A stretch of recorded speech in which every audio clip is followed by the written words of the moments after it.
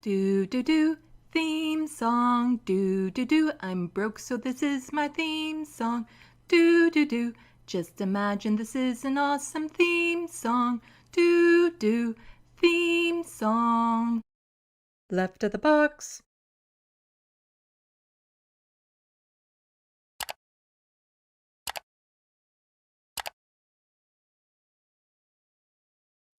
Hello, welcome to Left of the Box. Bonjour, bienvenue. I'm Sandy.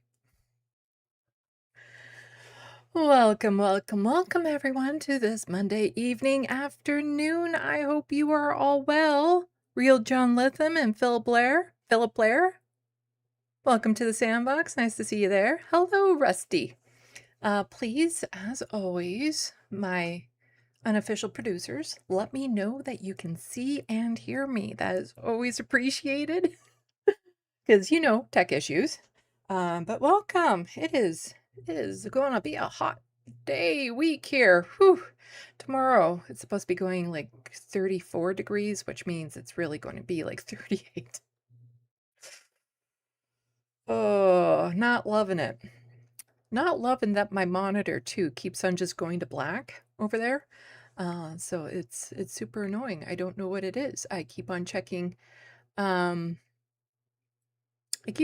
connections, and the connections are fine, but it keeps on flickering on and off. Rusty, can you invite your viewers to go to Doctors Against Genocide? I can look into it.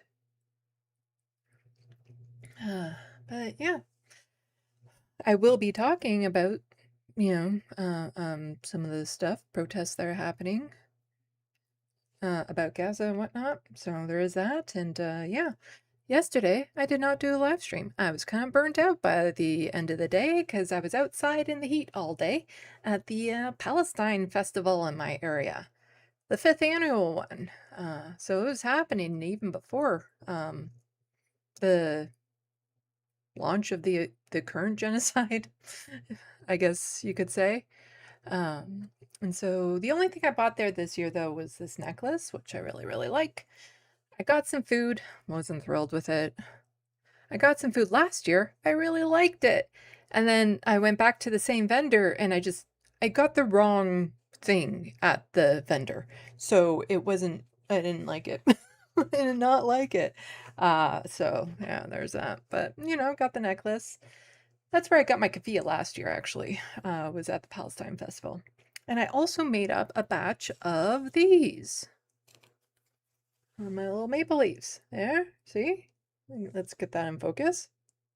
That was almost in focus. Come on, focus. You get the idea. And then on the back. There we go. It says Free Palestine. So well, that's there, back there. So I made up a bunch of those. Hello, Doc Davies.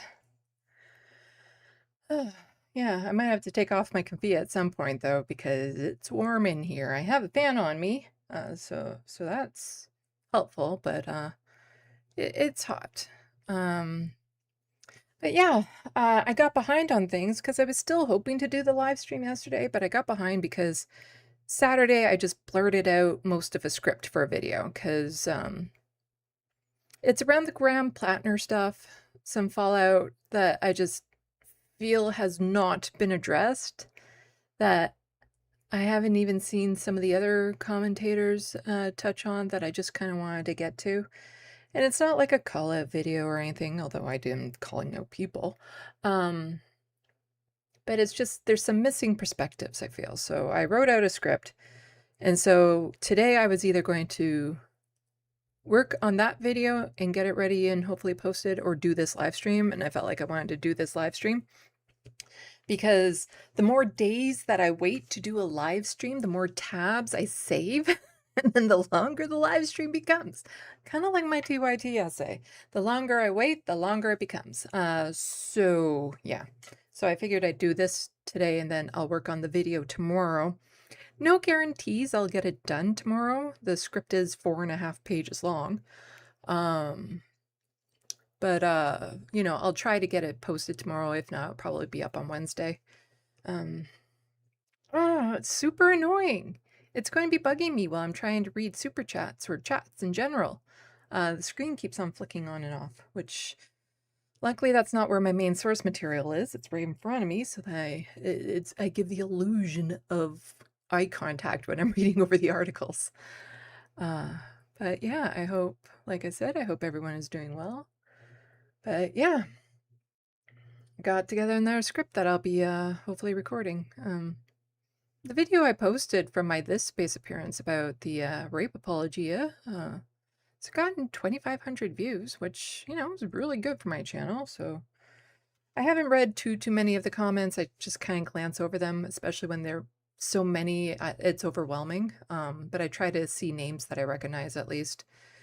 And for the most part, people got where I was going for it. So, you know, that's the important thing. And then the one that I'm putting together, it touches on different areas. So yeah. So we'll see. I will get that done. Anyway, let's see. How are we for viewers? If this is even up to date. Might be a slow Monday, but you know, it is what it is. It's the summer. It's the summer, and there's a lot going on in the news.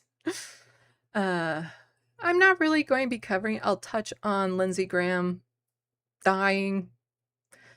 Just some of the comments that, you know, our politicians here have made, because why? David Dole also just released a video on it too, so you can always check that out. Because, you know, there's the whole adage, you could have just said nothing. If you don't have anything bad to say, you could have just said nothing. It is what it is, you know? Anyway. Anyway, yeah, so why don't we just kind of get into it? Because I don't want to be here all night. Let's see. If I'm on the right screen there. Nope, not the right screen to start, but close enough. Let's see, news. There we go. And I want this one.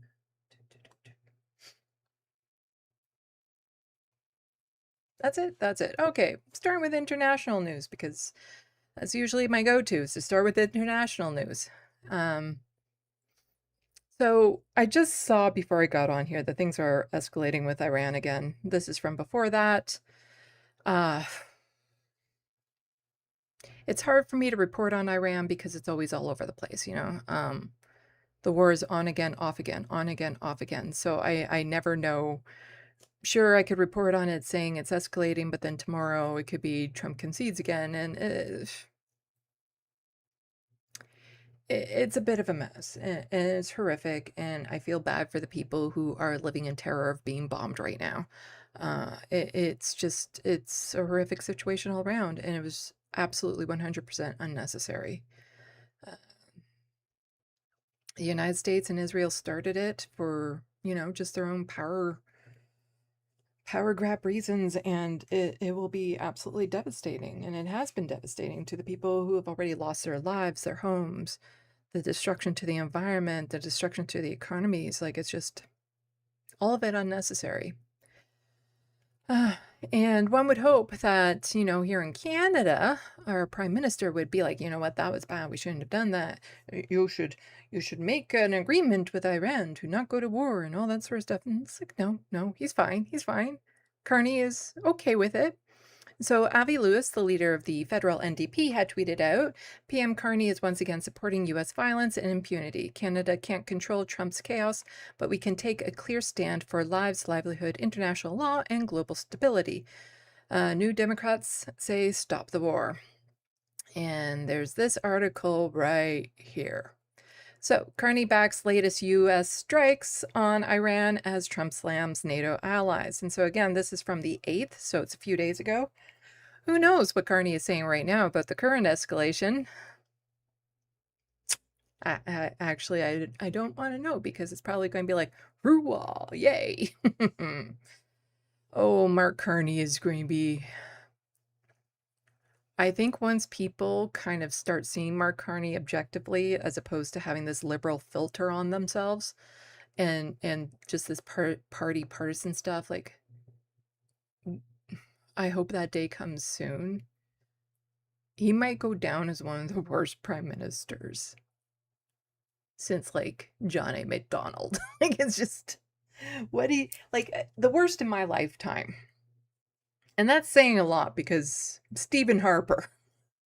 But he's worse because he's passing this horrific conservative, right-wing conservative agenda, and the pushback that the conservatives would normally get from the liberal base, they're not getting because it's the liberals. And it's just, it's how you destroy a movement, how you destroy a political party, is that you get someone in under the banner. And I think there's talks about this in the States right now with the whole stuff that happened with Plattner, the idea that, Zionists could just get somebody, into the Democratic riding saying all the right things, but then as soon as they get elected, be like, nope, mask off, because people won't scratch past the surface to see if there's a there. And with Mark Carney, he didn't have a political career beforehand, but he was the CEO of the Bank of England.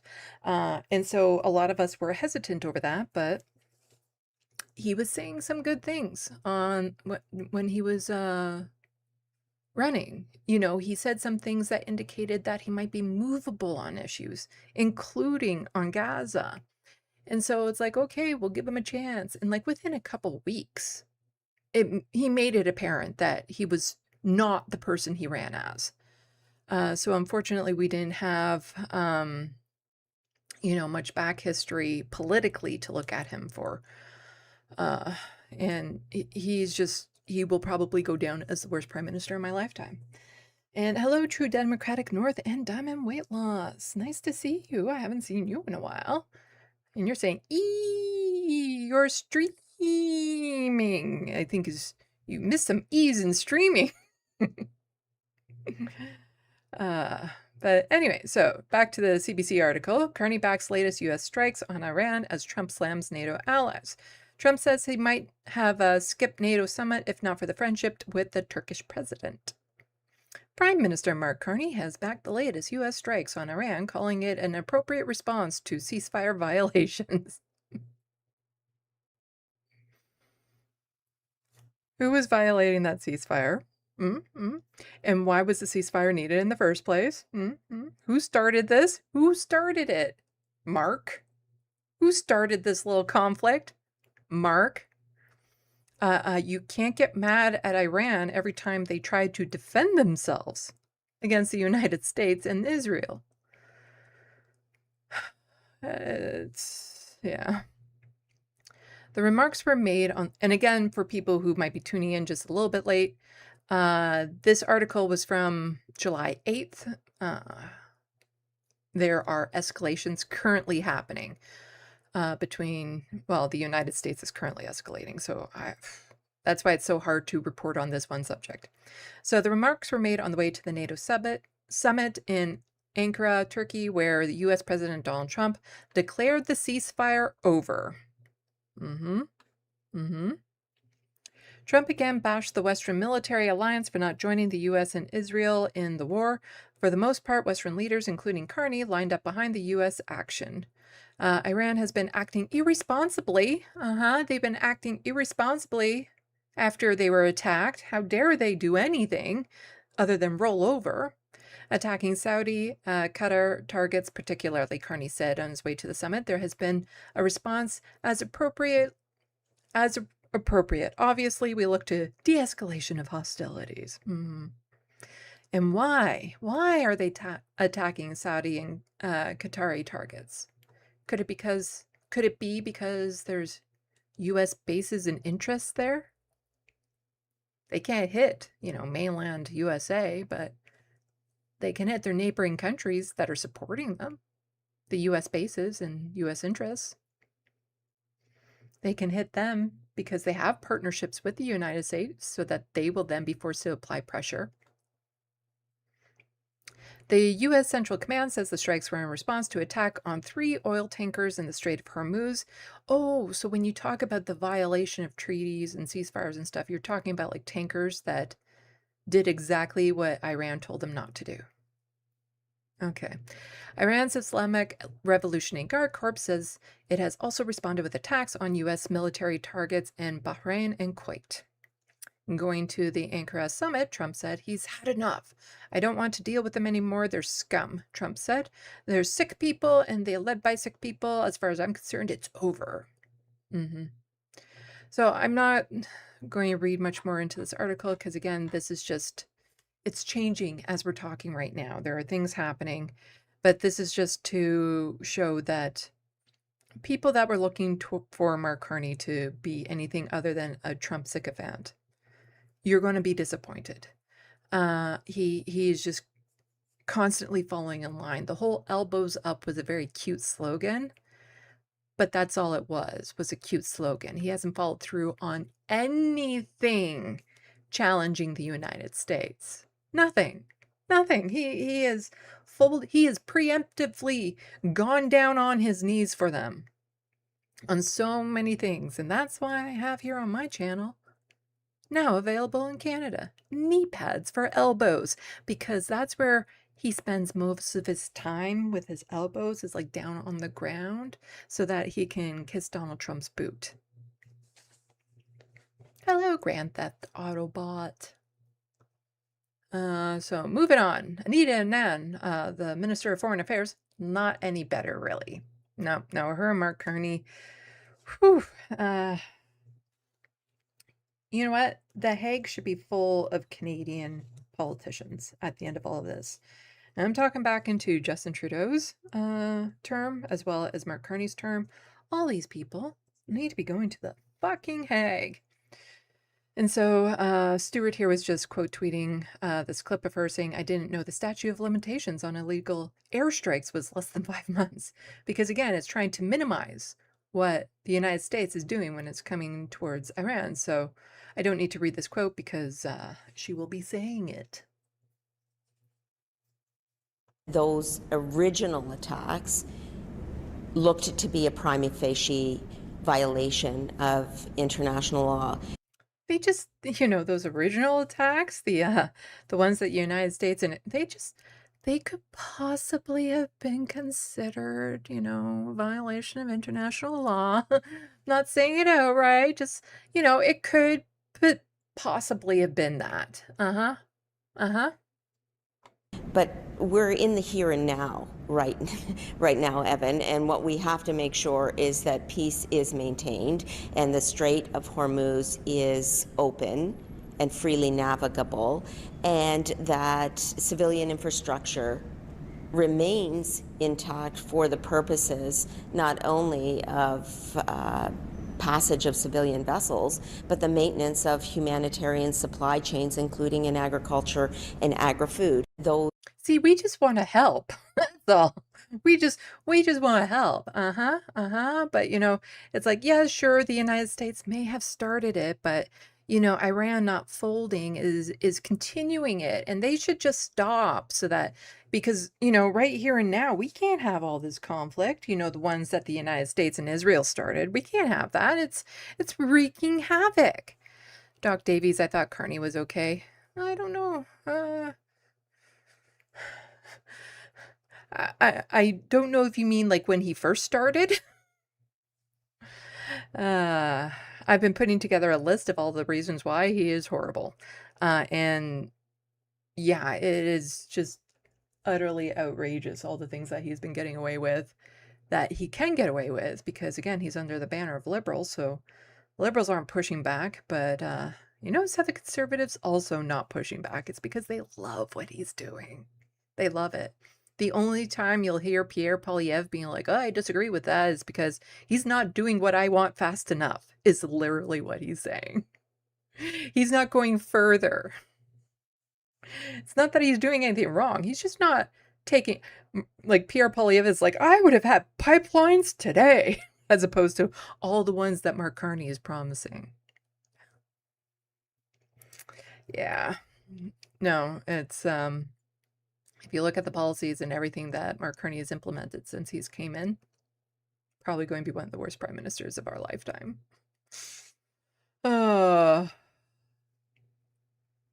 And I was one of the people. It's like, well, let's give him a chance. And I did. And that did not last long. There was indications that he would be movable on some issues or responsive to some things. And no, he went in with an agenda, one that he was not sharing with the public. And because of that, the entire fucking world will be screwed over. And I'm not joking. I'm talking about in the way of like AI centers and pipelines and all that sort of stuff. What they're going to do to the environment is unconscionable in this day and age. Talking about like, oh, we're starting this new pipeline deal the day before they had to cancel the Canada Day celebrations due to extreme weather. Anyway, moving along. Israeli command system identifies 850,000 targets in Gaza and Lebanon. Wars, says supplier. You'll never guess who's responsible and how. It's Elbit Systems, yes, and they're using a fucking eye to target people. And if you look at Gaza, so it says Gaza and Lebanon, but let's just say it's Gaza. There was 2.2 million people in Gaza, but there's 850,000 targets. So half the population a target at some point. Elbit Systems, not surprising, part of the reason why so many people are now terrorists in the UK is because they are protesting against Elbit, supplied Tazyad digital army program to map people, vehicles, and other objects in real time. So all of those AI data centers that will be destroying the environment, wrecking water, making life unbearable for the communities around them. They say it's the cutesy little AI we're doing to make, well, I'm not using it, to make a picture or a fun little song or something of that sort. Oh, here's a new meme that I made with AI, or this video that's hard-hitting or something. Yeah, no. A lot of that AI usage is going to go to war. Of course it is. Of course. And it's going to do things like this, like target civilians. So Israel identified about 1,000 potential targets a day during the first 2 years of the war in Gaza and Lebanon, with its command and control system, according to presentation by the country's largest arms supplier, Elbit Systems. A total of 850,000 targets were detected in real time by the Israeli Tazyad digital army program across the military's theater of war between October 7th and the end of 2025. The company said at a military conference in London. It described the number of people, vehicles, and other objects detected in real time for possible follow-up attack from land, sea, or air, and illustrates the high intensity of the deadly war fought by Israel over the last 3 years. It hasn't been a war fought by Israel over the last 3 years. It's been a genocide committed by Israel over the last 3 years. A war would indicate something like, there's an army in Gaza fighting back, some sort of command control, and they're also making incursions into Israel or something of that sort, like a force that they're actually fighting as opposed to just bombing tent encampments. Slaughtering doctors and reporters, shooting children's body parts as game. That's not a war, it's a fucking genocide. The 850,000 total was presented at a land warfare conference organized last week by the Royal United Services Institute by Mickey Eldestein, an IDF reservist major general who is an executive vice president of Elbit. NATO's second most senior military commander, Britain's air chief, who cares, was sitting next to him at a panel on the event.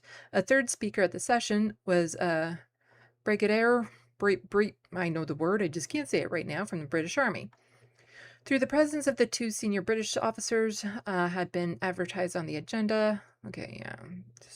So the targets were described by El El Eldestein as an enemy that we are not aware of before that pops up from underground or by maneuver, and we want to hit it accurately, but we don't have enough ammunition to do so immediately. So yeah. So we saw somebody, coming up from their basement, and so they weren't a target before. They weren't an enemy before, but since they are coming topside from like a basement or something, they're an enemy now. So all these people were just saying are enemies that we weren't saying were enemies before, so we can target them. So Wes Bryant, a former senior targeting advisor and policy analyst at the U.S. Pentagon who specialized in civilian harm assessments, said he believed the 850,000 figure was highly concerning. Yeah. There were 2.2 million people and 300,000 buildings in Gaza before October 2023, the main theater of war in the 2 years following. Main theater of genocide, Brian said, suggesting that the IDF had at one point or another targeted up to over half the entire population and infrastructure of the territory. Elbit supplies the IDF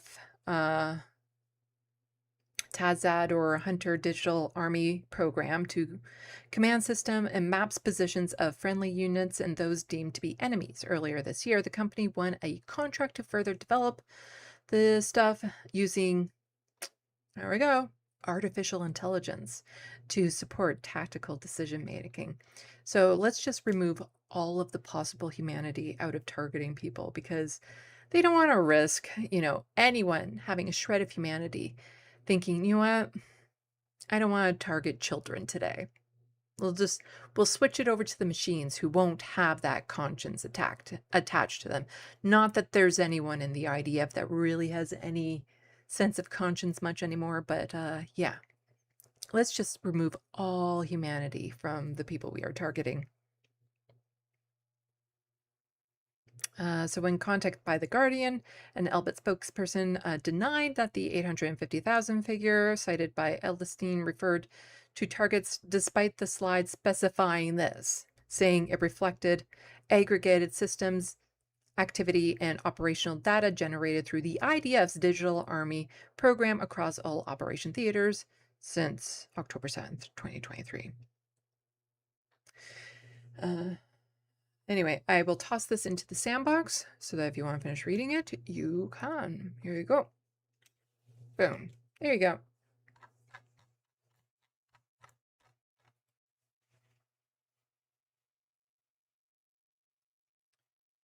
Moving along. Speaking of some of the people that are being targeted in Gaza, so Samira here is just saying Israel has killed 10 more people today in Gaza, including a World Central Kitchen driver. Ahmad Nazar Salim was taking food to hungry people. He is the 11th World Central Kitchen worker to be killed by Israel. He was a father. Had a young like baby who will never know who their father is now.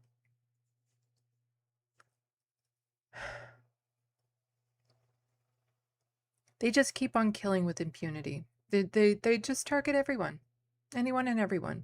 And there's no real pushback. Reporters, the countries that these reporters come from, the countries don't even say anything. The leaders of the countries, it's like, they killed one of ours? Guess we shouldn't really say anything. But they'll say something about, Lindsey Graham dying, but they won't say anything about, some of their own civilians dying because of Israel. And then there's more from Drop Site. The Egyptian Relief Committee in Gaza has been organizing public screenings of World Cup matches for displaced families across the Strip.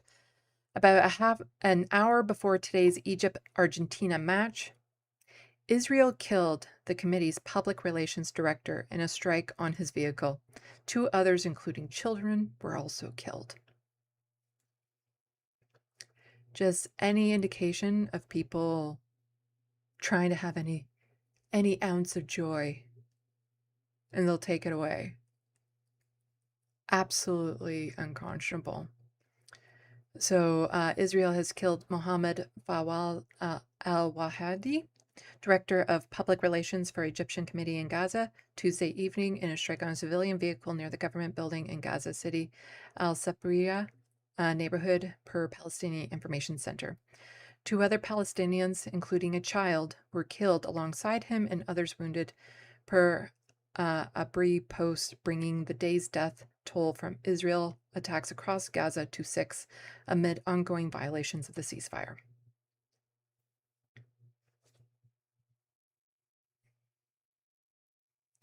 The Egyptian committees established by President Sisi is Cairo's official relief arm in Gaza, distributing food, housing, displaced families in camps built in Necroplasm, and clearing rubble. Israel has killed its personnel before. In January, an Israeli drone struck a vehicle carrying committee workers, filming a new displacement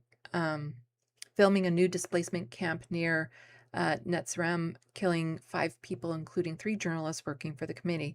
Israel media reported Cairo sent an angry protest demanding explanations for the attack. The targeted strike and killing of the official of Egypt's own relief operation comes as Cairo hosts negotiations on a ceasefire second phase with a Hamas delegation in its 6 days of talks there. Reports suggested the strike took place just before the Egypt-Argentina Soccer World Cup match. And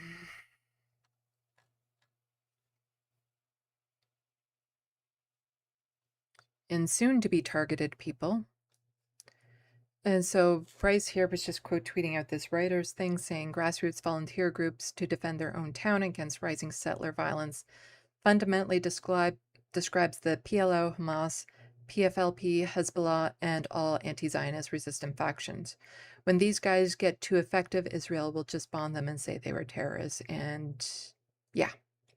So Reuters says Palestinians in Sinjar-occupied West Bank have formed grassroots volunteer groups to defend their town from rising settler violence, saying the Israeli military and own government have proved unable or unwilling to protect them.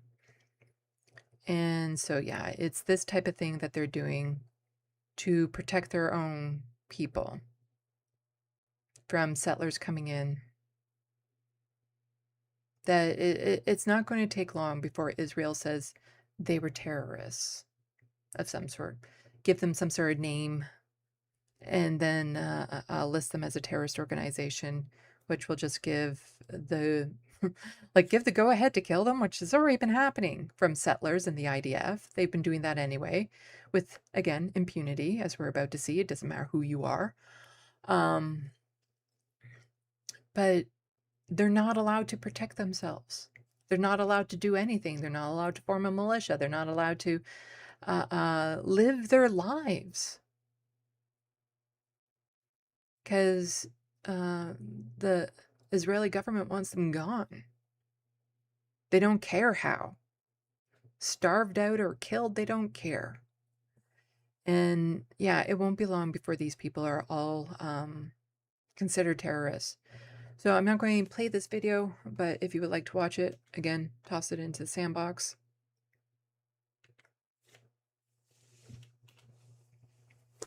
So that you can check it out. But speaking of, their actions in the West Bank, being able to do whatever they want with impunity. So Chanel just said settlers have attacked a CNN crew and detained U.S. Congressmen. Imagine what they're doing to Palestinians. We have reports from people who were detained from the flotillas as to what happened to them, knowing full well that they would be released, that they're international people from all over the world, and the IDF still brutalized them. What they are doing to the Palestinian detainees, the hostages that they have. We don't have minds dark enough to comprehend it. If you're watching this, chances are you don't have a soul dark enough to come up with some of the things that are happening to them. And when we start finding out, hopefully when all of this is over, which I would hope was yesterday, and reporters, international reporters and doctors can get into those prisons and people are rescued, the stories we are going to hear will haunt the conscience. And the fact that our government stood by and allowed this to happen. Because I guarantee you that our politicians know exactly what is happening in those prisons. But here we have U.S. Democratic Representative Ro Khanna has become the first American congressman in history to be detained by Israeli settlers while on a visit to the West Bank. I saw the arrogance in the eyes of those settlers, 21 and 22-year-olds with guns, laughing that they had detained us. The arrogance of those young IDF soldiers that my tax dollars are funding, having no respect for the fact that they were detaining Americans, no respect that there was an American congressperson in that bus, and laughing when our translator told them that there are Americans there and the American embassy is concerned. It is the arrogance of power, of a power that has had no accountability, total impunity, and has created a toxic culture of oppression. Yeah, so I could have told you that this would happen. Why? Because, Canada. Israel denies 6 MPs entry into the West Bank for security reasons. So this has already happened to Canadian politicians. MPs plan to meet with civil society groups, displaced people, Palestinian officials. And this happened, I reported on it at the time, back in December of last year. A delegation of 30 Canadians, including 6 members of parliament, was denied entry into the West Bank on Tuesday. A statement from Israel's coordinator of government activities in the territories, which manages the civilian authorities and border crossings of the West Bank, said the delegation's entry was being denied for security reasons. So the IDF soldiers, the settlers there, they don't give a fuck as to who you are. Politicians, unless you're there in support of them, they don't care. They don't care. They'll detain you, deny you entry, rough you up. It doesn't matter. We've had, Canadians that were abused, sexually abused by IDF soldiers in the flotillas and stuff. But yeah, I can't say I'm shocked that they would give a shit that it was Ro Khanna, and they would just laugh at him because, yeah, they get away with it. They know they can get away with it. They know that they will face no consequences. So to them, it's just a big joke. And, a lot of our politicians, they seem to focus on certain types of attacks here in Canada and stuff. But they never really talk about the escalation in attacks against the Muslim community, the rise in Islamophobia that's happening here. I've been reporting on it recently. Fuck, I'm not a reporter. I've been covering it recently. The display at the Human Rights Museum in Winnipeg, how there was a teeny tiny Palestine exhibit, and how the politicians were all in an uproar over that.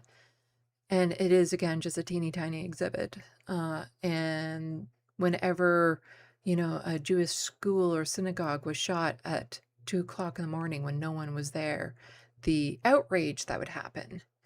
Or if the words Free Palestine were spray painted on something, the outrage that would happen. And how dare this vandalism and stuff like that. But when Muslims are being attacked and harassed, I had a story from last week of a Muslim family that has a little farm with ducks and rabbits and stuff like that, that it got conspiracy theory that they had this brutal slaughterhouse and stuff like that. And so they were being harassed by the public, people showing up to the property and threatening them. Politicians were staying quiet on that. And it just keeps on escalating and escalating and escalating.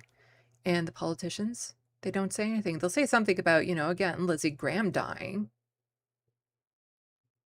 But they won't say anything about the increases in Islamophobia and how blatant and open it's becoming. And so the National Council of Canadian Muslims had tweeted this out, saying, "We are deeply disturbed by a racist and Islamophobic attack targeting hijab Muslim women, as well as the physical assault and hateful slurs directed at Muslims at a Muslim man at a Halifax Costco this past weekend." So of course, targeting women to begin with. We are in contact with those affected with Halifax Regional Police. No one should face hate or fear while simply grocery shopping with their family. We call on all elected officials in Nova Scotia and Canada to publicly condemn this incident and to take concrete actions to formulate a national strategy against the massive rise in violent Islamophobia in recent months. We also thank the bystanders who intervened against the man and the Costco security staff who acted to remove the individual. I don't know if they found this guy yet. I know Tizzy made a video about it, but if you're in Halifax, Nova Scotia, if you know him, I'm not going to put up the words he's saying because you can read them on the screen. Just a vile, vile man.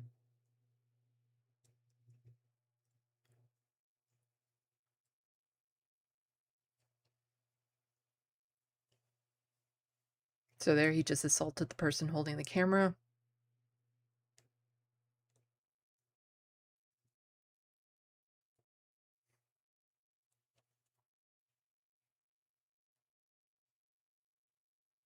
It's not like he seems to care that he's being recorded.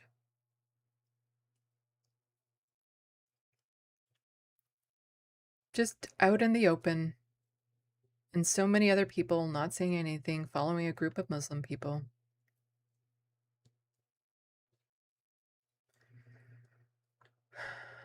But Mark Miller did finally say something. And so the surf's just pointing out, though, like a week ago, he was saying that that little tiny exhibition about the Nakba, it wasn't right because it wasn't both sidesing it. It wasn't giving, the perspective of the Zionists in that tiny little exhibit, Palestinian exhibit. Mark Miller was condemning the Natural Museum of History for that, just like a week ago. But he says the recent incidents targeting Muslim communities across the country are abhorrent, unacceptable, and deeply troubling. Islamophobia is a scourge that has no place in Canada and goes against our shared values. We stand firmly with Muslim communities affected. You notice how he wasn't being specific? I just gave you two horrific examples in the last little while, the one in Nova Scotia and the one in Northern Ontario with the family that has that farm. You could have said them. You could have addressed them individually. If they were Jewish, I'm sure you would. If they were Christian, I'm sure you would. If they were targeted for those reasons, I'm sure you'd be all over that. Mentioning them specifically as opposed to just a broad statement of like, yeah, it's getting bad out there, maybe chill out a bit. What an absolute coward. But then we get into people who are anything but cowards. People who are going to be looked back on as heroes. People with spines, people who stood for something, people who are willing to go against the authorities and make a stand against what is just, we know it's a genocide now. And the history books are going to talk about this, and they're going to have a hard time. 50 years from now, they're going to have a hard time wrapping their heads around how the world allowed this to happen when it was so clearly, blatantly a genocide that was happening. So from Defend Our Juries, and this is in the UK, where they have prescribed Palestine Action as a terrorist organization. So any support of them means that you are also a terrorist, and some people just saying I support Palestine Action can face up to 14 years in prison. Owen Jones, who does a lot of reporting on this, says that the average terrorist right now in the UK is a white woman in her 50s. because thousands of people have been arrested for sitting down peacefully with a placard. They say placard. I think it's a cute word. I would just go with poster, but a placard saying, I oppose genocide, I support Palestine action. And by doing that, they're doing a terrorist act. They're saying, I oppose genocide. I support Palestine action. And what was the dreadful crime of Palestine action? They went into the Elbit Systems factory and did some property damage. One of the security guards got injured in it, not lethally injured, a fractured back that she was still able to walk with afterwards, that I'm sure is completely healed by now. But that was their crime. And they've also had the book thrown at them and will be facing the rest of their life behind bars. But here we have, again, defend our jury saying, breaking 84-year-old Reverend Sood Parfit, arrested under UK Terrorism Act for giving speech outside New Scotland Yard on anniversary of proscription of Palestine action. Stood on a literal soapbox. Sue explained her motivation.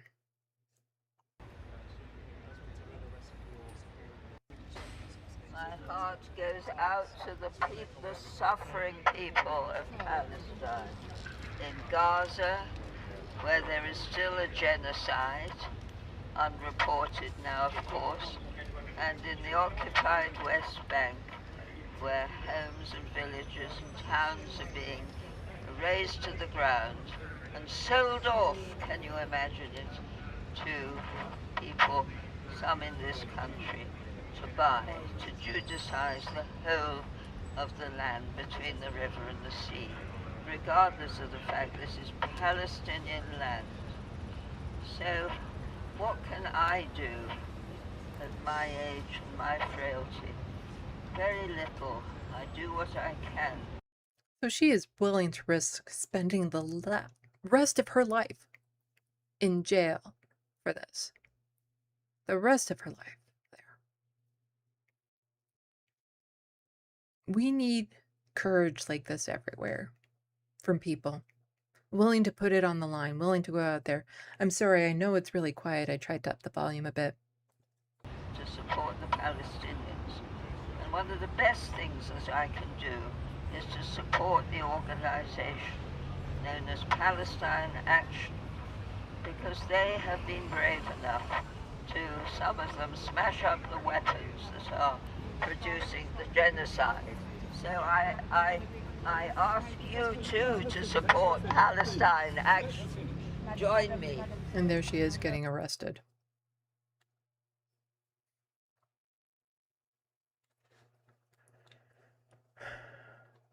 And so here was somebody else who also got arrested, saying, I'll keep it really short. So following no arrests of 48 people who have publicly declared support for Palestine action through published videos, 14 individuals made declarations outside New Scotland Yard. I'm a big fan of Palestine action, is what he says. Well, let's listen. I will keep it short. I'm a big fan of Palestine action. I think they're really cool, so I support them, and I'm a member, and I That's all it takes to be labeled a terrorist in the UK right now. encourage absolutely everybody to do the same. There we go. So you're under arrest, you do not consent to obey public defence, you do not listen to break something conventional and important. Just make sure you're close enough that you catch them. Opposing genocide is not terrorism. Saving lives is not terrorism. Can I need two extras of your level 3s, please. Is not terrorism. And one more here. Expressing opinions that the government do not like is not terrorism. You can go there. I am a One more, member of please, Palestine Action, 'cause he's on his and I own. encourage you to become a member and to support them too. Just jump to one side. Let's move out of the way for me. Thank you very much. It's been I will keep it short. I'm a big fan of Palestine. And somebody was just pointing out, I bet every British MP who voted to prescribe Palestine action clutched their pearls and tutted at Putin when they saw this Russian peace activist being arrested for holding a sign. Well, the laws those fools voted for had seen this happen in the UK about 3,000 times. I vaguely remember this when it happened. But yeah, again, just peacefully standing there with a sign and just, taken away into a vehicle and arrested. За активистов вообще. So do you support peace activists? За активистов, конечно. Yes, I do, of course. I just wanted to ask what do you think? I'll just say here 2 words. I will be arrested for this Вас уже now. задерживают. And yeah, she was arrested. And it's escalating. So Corrupt Ontario is just, again, I talked already about some AI and how it's being used to target people in Gaza, but also they're using it to surveil people within the UK, within the United States, within Canada. And Corrupt Ontario just pointing out this as well. The data centers are for tracking and surveilling me and you so we don't talk about the Nazi Israel genocide. So Wyatt here tweeted out this video saying, wild video shows British cops in an unmarked car detaining a jogger with a Palestine flag because he flagged up their live facial recognition system. Yeah, so whenever you're at one of these events, like I was at yesterday, chances are my face is already in the registry. We stop a lot of people. I've done nothing wrong whatsoever, he explains. How's things? Very well, how are you? Yeah, I'm running, aren't you? Just had a quick conversation about your flag. Obviously, you had some bubble 4 of you about something. So the guy was carrying a Palestinian flag. Stopped about it or something? Right, No. okay. No? Right, okay. Have you got anything written on it today or anything like that? Do you want to have a look? I mean, am I being stopped for any... Can I go? I'd rather you just wait here for a minute. Okay. What's your name, mate? Do I need to give you my name? We don't need to, but we're obviously investigating you for something at the moment, aren't Yeah, we? what are you investigating me for? I don't know, because you flagged up on our live facial recognition vans. Yeah. I don't know why we're investigating you. You just flagged up. So, yeah. So we're investigating you. Well, a whole lot of bullshit. The video just goes on like that. I'll play the end of it. 8.88 miles, bang on. That's some good skills. Good effort, Yeah, I got 12, I got 10 in yesterday as well. Was it all down the seafront and back up here then? Yeah, it's just energy for this, man. It's just, I just hate seeing kids being murdered in their tens of thousands by weapons made in this country, and like, Okay, yeah. I don't know, we're complicit in it, and I don't know, I'm being stopped for, it's dystopian in my eyes, but sorry. I'll be honest with you, completely honest. The last time you stopped, I think there was some writing on your chest, or we're getting told there's writing on your chest, yeah. Yeah, Yeah, last time you had some words on your chest. That's very threatening. So, it's I've never been stopped with writing on my chest. Oh, okay. Oh, your flag, I think it was, wasn't it? I've never been stopped for running with my flag. Or... Yeah. Well, here's another person with a flag that doesn't even say, I support Palestine action, just says, deprescribe Palestine action. So it keeps on escalating any way that people are trying to find of saying, we need to stop the genocide. They're attaching it to this terrorist act that they put through and labeling them as terrorists. So the Aftershock says breaking a protester was arrested under the Terrorism Act for wearing a Palestine flag with the words deprescribe Palestine action on it. So again, this isn't even saying I support it. I'm just saying we should probably deprescribe it. He was arrested outside UAV engines and Elbit weapons factory in Stratfordshire, which made engines for Israeli killer drones. So there you see is a terrorist. Yep, everyone is in danger. Sorry? Any articles of jewellery? No.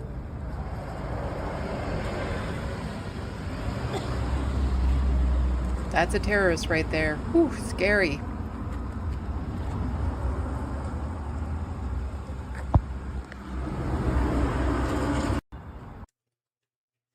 Well, earlier I was saying that they were saying, oh, well, nobody that was doing those videos, and I've been showing some of those videos in previous live streams of people at their home saying, you know, I support Palestine action. You know, I oppose genocide. I support Palestine action in some way or way. And these people were doing these videos knowing full well that they could get arrested for it. And they were saying earlier, well, nobody was arrested. Well, that changed because now people have been arrested for posting those videos. And so again, from Defend Our Journeys, Home raids. Defend our juries can confirm at least 3 home raids have taken place this morning. Individuals who have shared videos online declaring support for the unjustly prescribed direct action group Palestine Action were arrested. Saving lives is not terrorism. One of those raided this morning is John, a brave young person who went viral in a video last September after police attempted to remove him from his wheelchair for holding a paper sign outside the UK Labour Conference in Liverpool. Free John, saving lives is not terrorism. And just the indignity, too, of how they treat people with disabilities. It's disgusting. So here's what John said that caused counter-terror police to raid his home this morning. We can all agree that this response is totally absurd and unnecessary. Saving lives is not terrorism. So I guess they haven't been arrested. Their homes were just raided. Palestine Action is not a terrorist group, regardless of the unjust ban. Lift the ban. Hi, I'm John, one of the many disabled activists arrested under the Terrorism Act. But saving lives is not terrorism, which is why, today, I encourage you to join and support Palestine Action. Free Palestine. Hi. Richard's house was also raised this morning by counter-terror police in relation to him making this statement. Richard declares himself a member of Palestine Action despite the group's disbanding over a year ago and never having a membership process anyway. Free Richard. I am Richard Painter. I live in Birmingham and I'm retired. I'm appalled that our government continues to claim that Palestine Action is a terrorist organisation when what Palestine Action is trying to do is to save lives. Saving lives is not terrorism. I am a member of Palestine Action and I encourage you to support them too. I am Richard Painter. Rajan's house was raided today under Section 12 of the UK Terrorism Act. Here's Rajan speaking outside New Scotland Yard on July 5th, the anniversary of the unjust prescription of direct action group Palestine Action. Unequivocally opposing terrorism is not terrorism. I would like to read a part of a letter which was sent to Sir Mark Rowley. And this video is a couple minutes long, so I will toss it into the SandBox if you wish to watch that. There you go.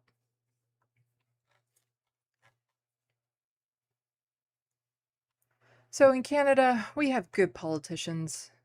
Okay, just a handful. And then we have politicians that people would like to think are good, but then when you see some of the things that they say and do, you just go and go, oh, really? Really? Really? Because, you know, we have the NDP here in Canada, and we have the federal and we have provincial level NDPs. And part of the reason why I have a hard time, you know, endorsing any party, and, well, I'll get more into that with the next video I make about Plattner and stuff. I didn't endorse any of the people who are running for leadership. I interviewed a couple of them.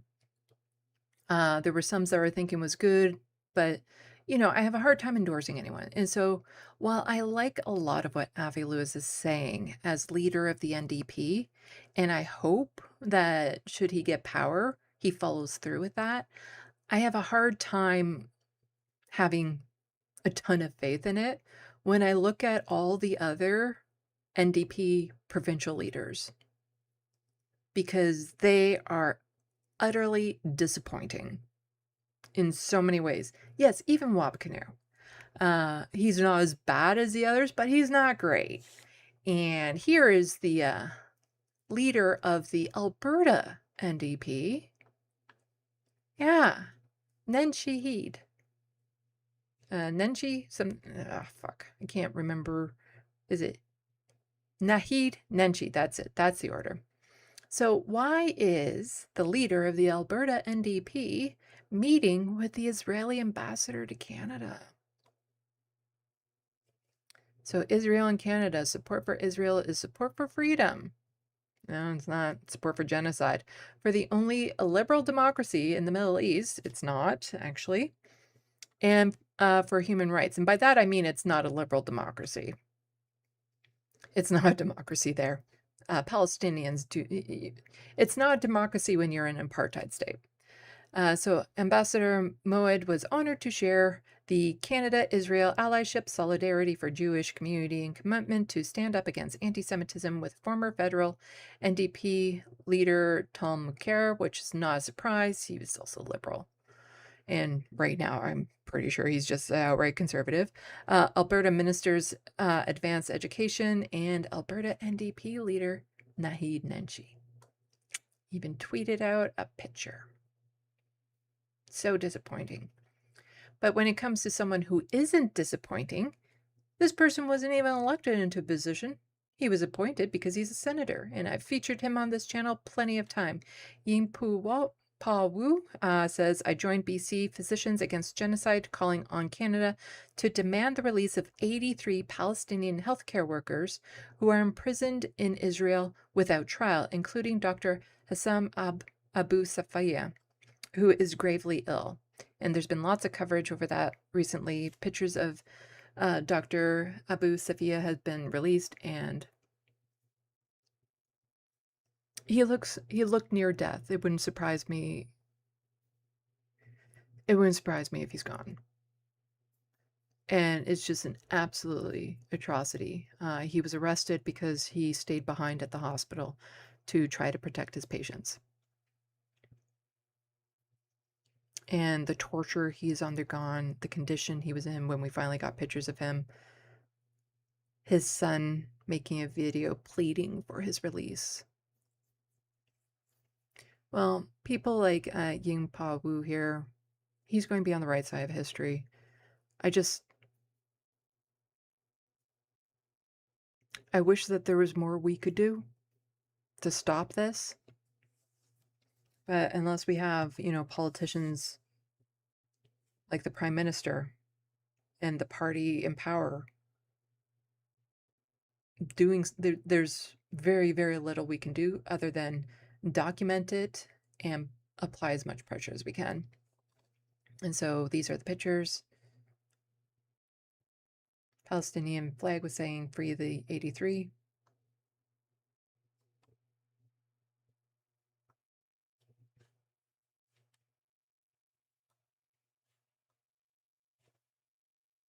And another protest that happened in Toronto for the same thing. Impressive protest. And Noor Dogan tweeted this out, saying, impressive protest by GTA activists in Toronto.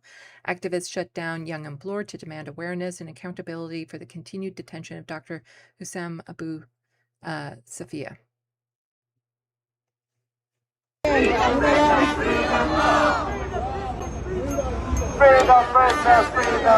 Oh, no. You're good. Freedom, freedom, freedom, all. Free, I'm sorry, yeah. Free, I'm sorry, yeah. Freedom, freedom, all. Genocide no more. Genocide no more. Free, Abu Safiya.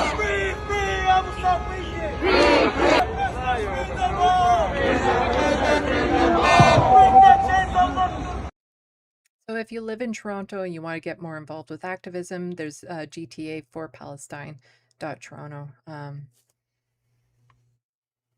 So you can always look into that. Okay, back to the main shot. So that's what I have for international news today. We're going to be getting into a whole bunch of federal news next. So I'm going to close a bunch of tabs so my computer stops being so mad at me. There we go.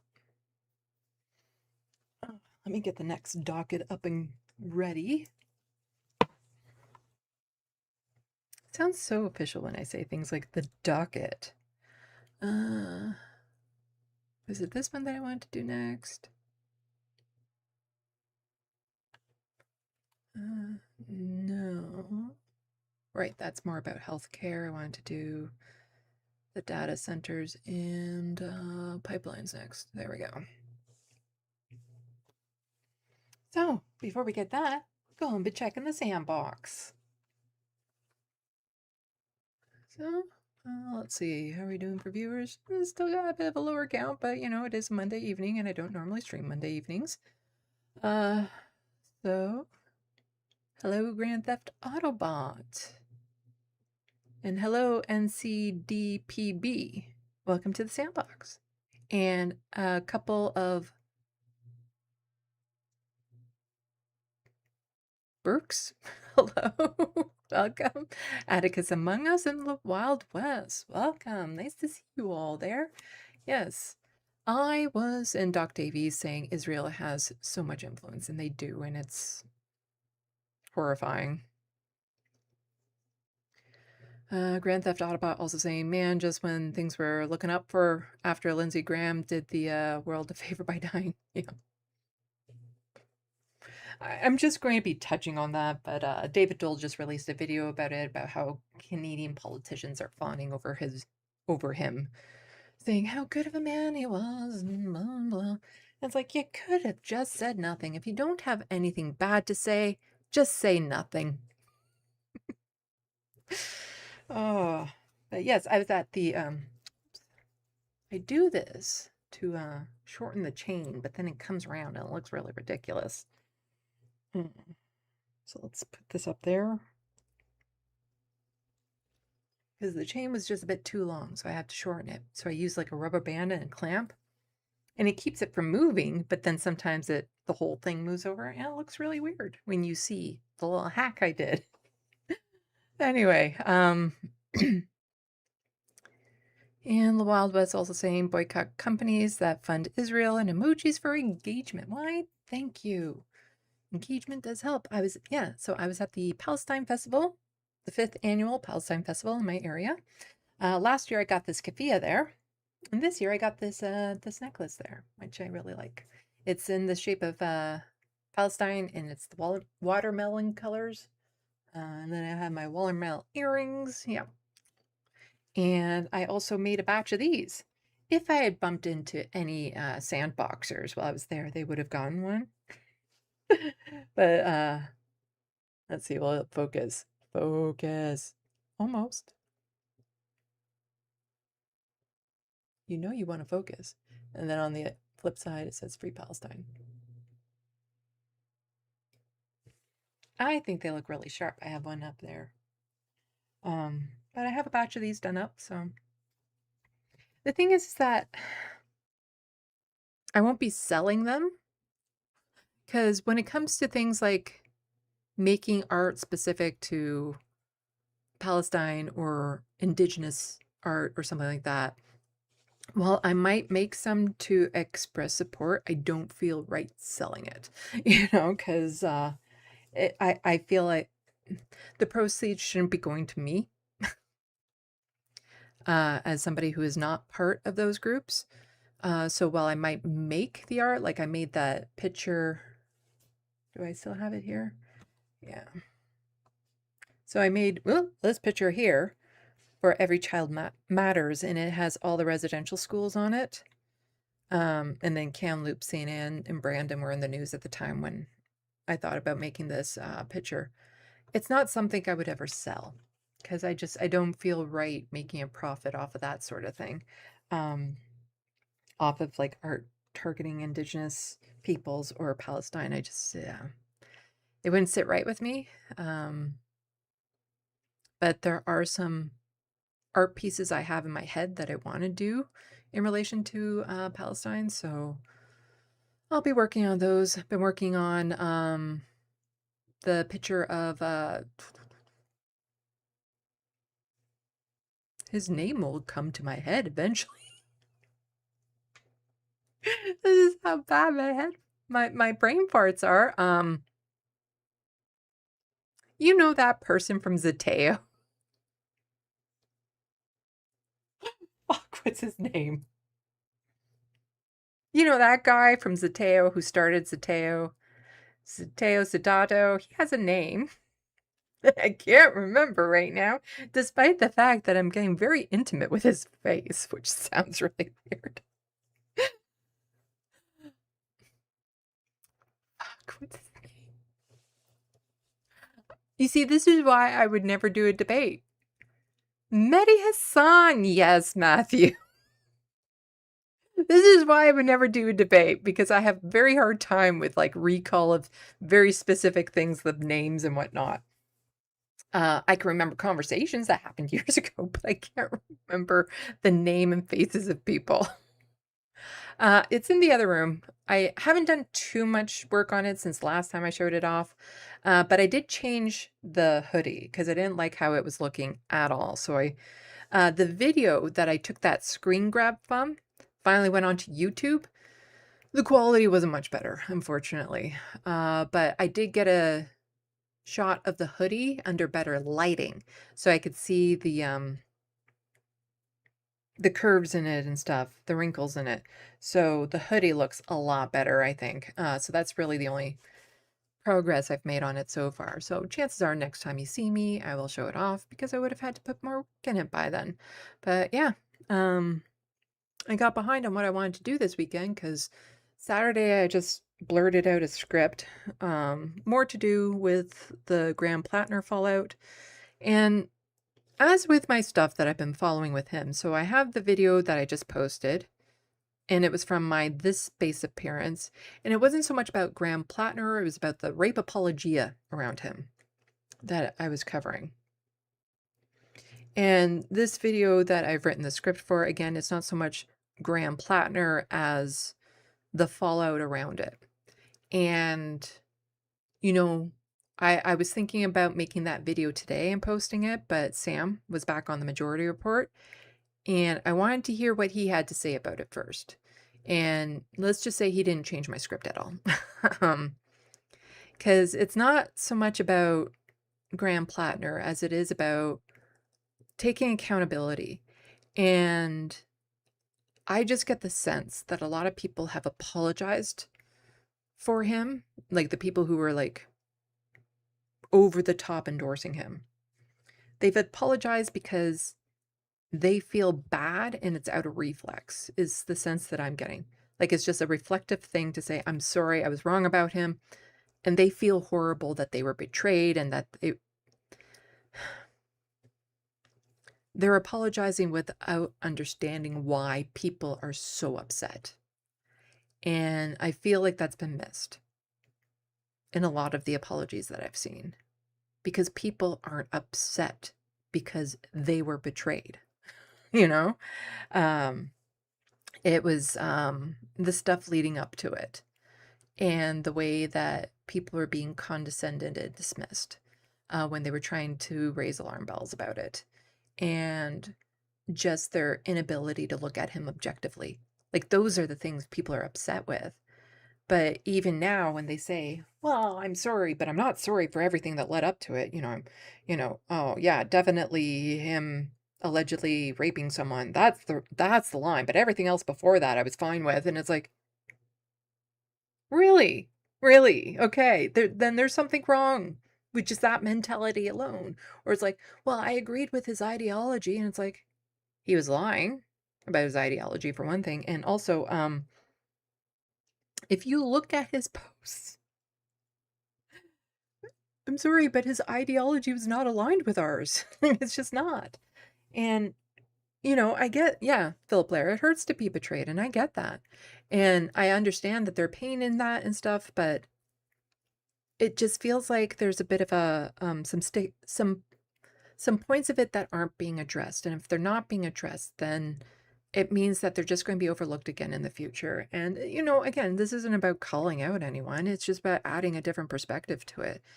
And like when it comes to the whole Plattner thing, I don't really have a dog in that fight. I did a video last October that I acknowledged. And a lot of it was about Plattner, but this was before any other real information had come out about him that I was aware of anyway. It was just about the tattoo and some, a couple of the bad posts that I had heard. I didn't hear the worst of them back then. So I was just going based on the information I knew back then.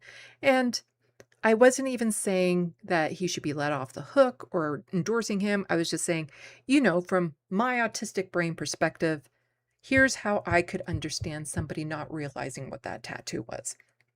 And I was just talking from my own perspective as that's a mistake I could have made. And here is how and why that mistake would have been made. But of course, now that more information is out, yeah, he knew what it was when he was getting it. Like, okay, maybe, just maybe he didn't know. But after my video, Rebecca Watson released a video just talking about familiarity and stuff. And so even if he hadn't known at the time, once you have it on there and it's become personal to you, the instant you see it in public, you connect it, you see it, you recognize it, because I had not seen that symbol before. It had been in front of me, apparently, sometimes, but it just never clicked. I never saw it.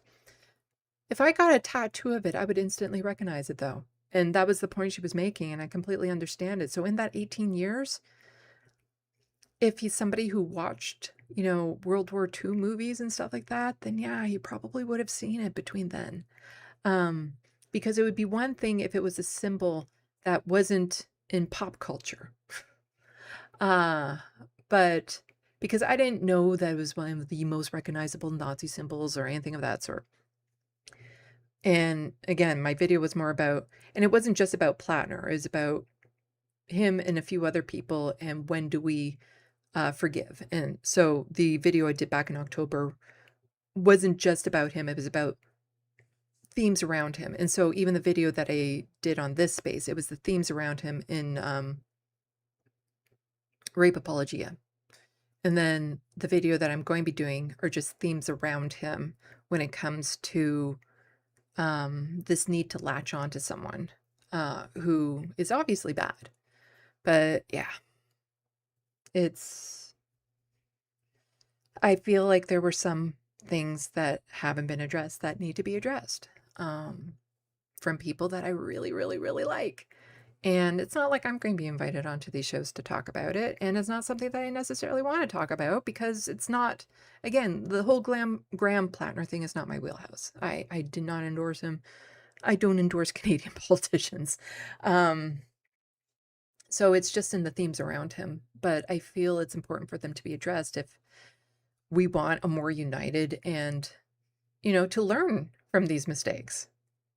Because you don't learn from these mistakes if you don't address the actual cause of, where the mistake was.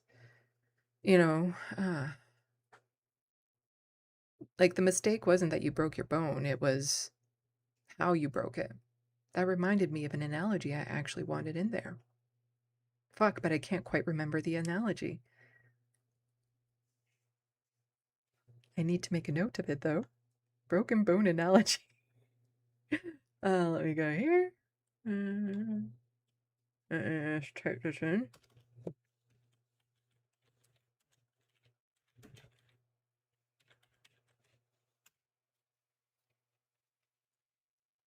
To be fair, I can't remember if it was I wanted that analogy in that video or in my TYT essays. I've only been able to put a little bit of work into that since the last time. Yeah, lots to work on.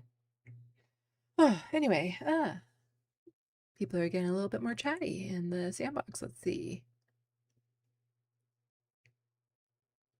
The Wild West likes my little leaf.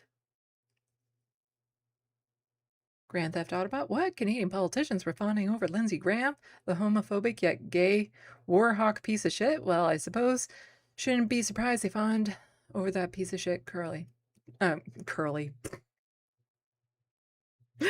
Charlie Kirk. Curly. Yeah.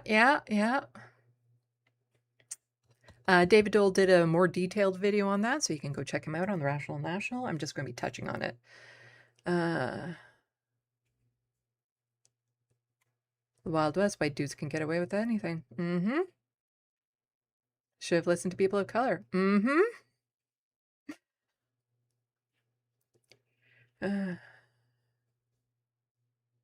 Matthew Kreitz saying the only person who supported him that I've actually heard say I'm sorry was Emma, and it was I'm sorry if. She does fall into the category of reflexively apologizing without understanding why. But like, to her credit, she has gone on to other shows where they were asking her challenging questions. And then that's where one clip went viral. And I'm actually going to push back against the criticism of her in that clip. You'll have to watch the video to find out why. And I do believe she feels hurt and betrayed, but again, I don't think she understands why people are angry. And so when people don't, then other people are just going to remain resentful because they're not apologizing for the reason why people are upset. They're not addressing that core issue.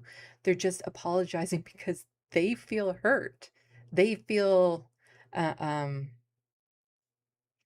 it's a selfish apology. That's a good term. I'm going to have to put that into it. Selfish apology.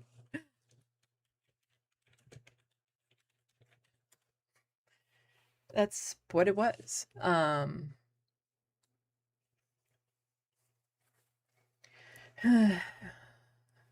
Wild West, we are baddies. Yeah, the thing is that I've heard that meme, are we the baddies? I had not actually seen it.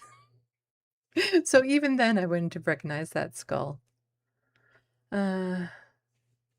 Matthew also saying, also Emma's interview with Ryan Grimm was so bad and basically let him launder his rape apology. I'll be touching on that one. That's in the video. That's in the video.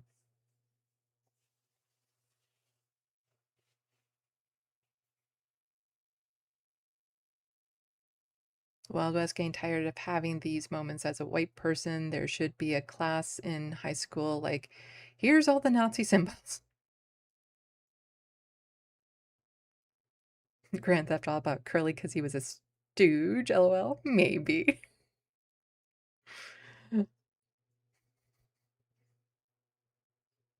Curly Irk? I don't know.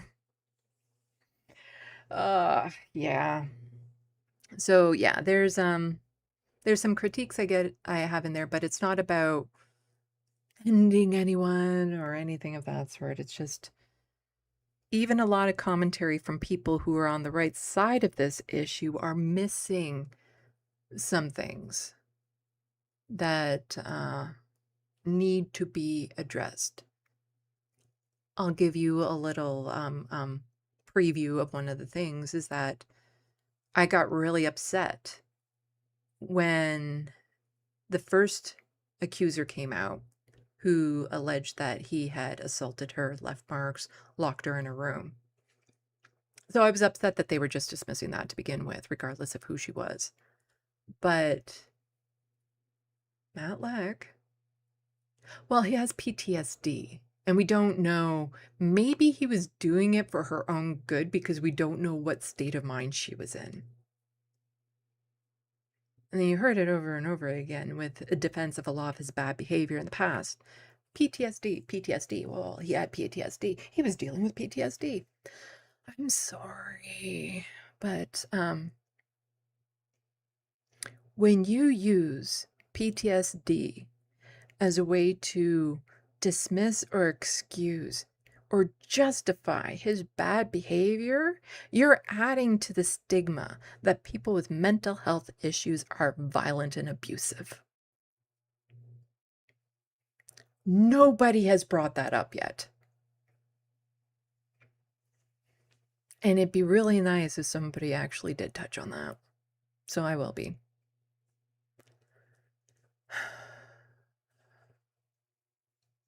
Grand Theft Auto, in that skit, it wasn't the design of the skull, it was just the fact that they were wearing skulls on their uniforms and hats and such. At least that's how I read it. Yeah.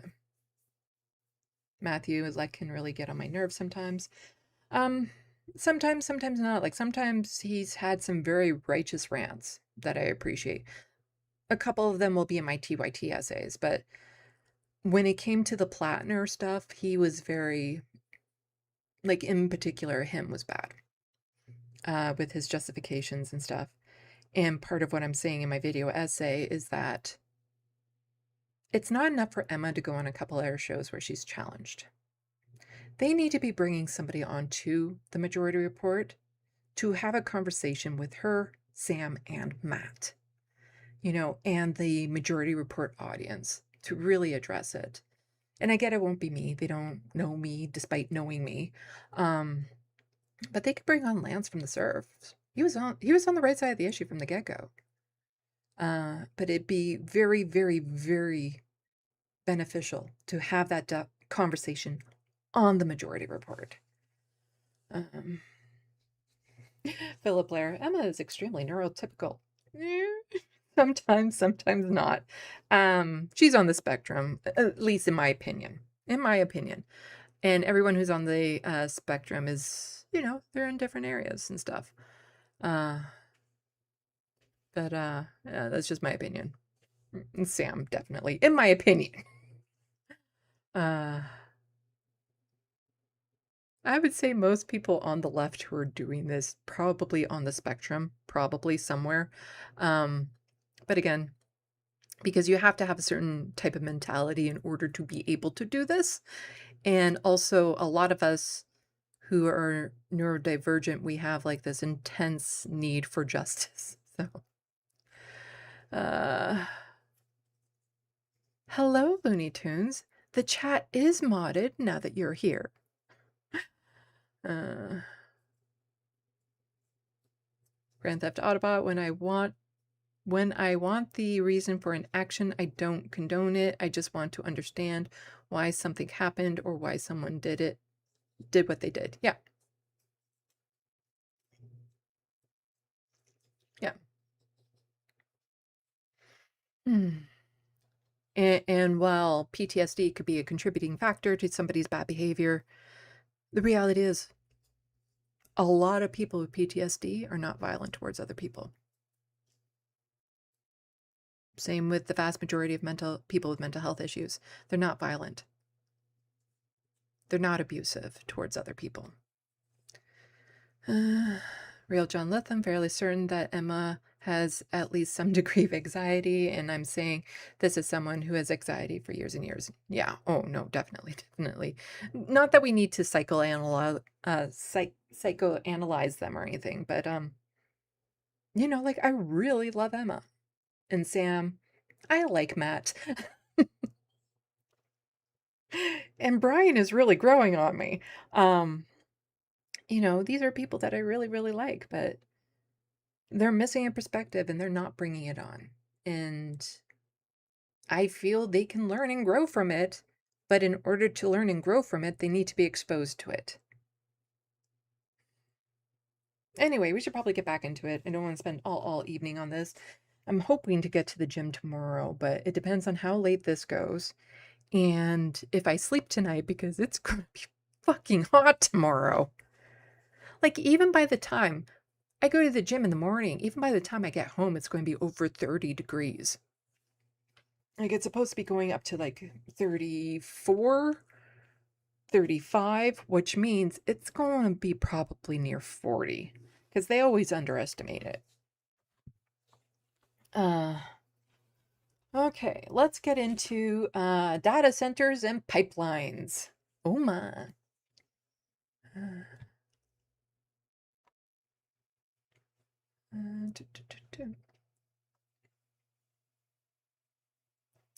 There we go. Now I can close that other tab. Where is it? No. There we go. I can close that one less tab open. Okay. So, we knew this was happening. Fuck, what's his name? The rich asshole from Canada goes to the States all the time.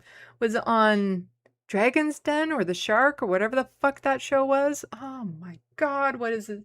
Oh, Kevin? Is it? No, it's not Kevin O'Leary. Is it Kevin O'Leary? Anyway, we knew that this was going to happen because he was all behind it. He wanted one. Well, Meta also wanted one. And, yeah. It's happening. So Gil McGowan says, let's be clear, Meta chose Alberta because the UCP ditched the requirement for impact assessments. They got approval without having to address concerns about the project's impacts or our water usage or power prices. Smith serves the billionaire class, not Albertans. Kevin O'Leary. It is Kevin O'Leary? Okay. Mr. Wonderful. Yeah, Mr. Dumbass. So, multiple reasons why this is happening in Alberta. If they can get away with the tar sands, they can get away with AI centers. Also, they have a lot of open space and natural resources with a very, very low population density. So they can put one of these places near a community that can staff it, not that they need many people to staff it once it's up and going, without a lot of pushback, without a lot of people protesting. And also, yeah, because Danielle Smith got rid of any sort of regulations for the environment and stuff like that. So in Ontario, there's more pushback. There was one in Hamilton that I think got canceled because of the pushback. So when they try to do this near larger centers of people, the pushback is there because nobody fucking wants this.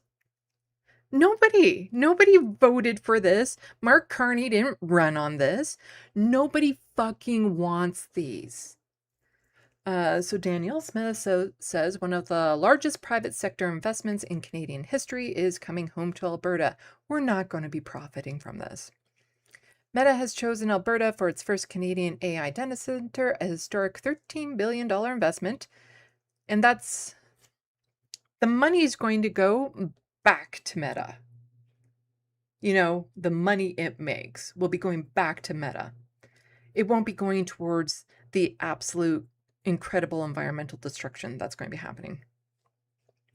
It will create thousands of temporary jobs while it's being built, strengthen our economy, and help position our province as a global leader in artificial intelligence and technology.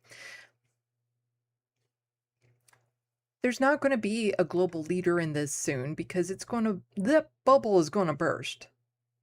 And then what you're left with is wrecked environment and empty buildings. Like, it's just, no.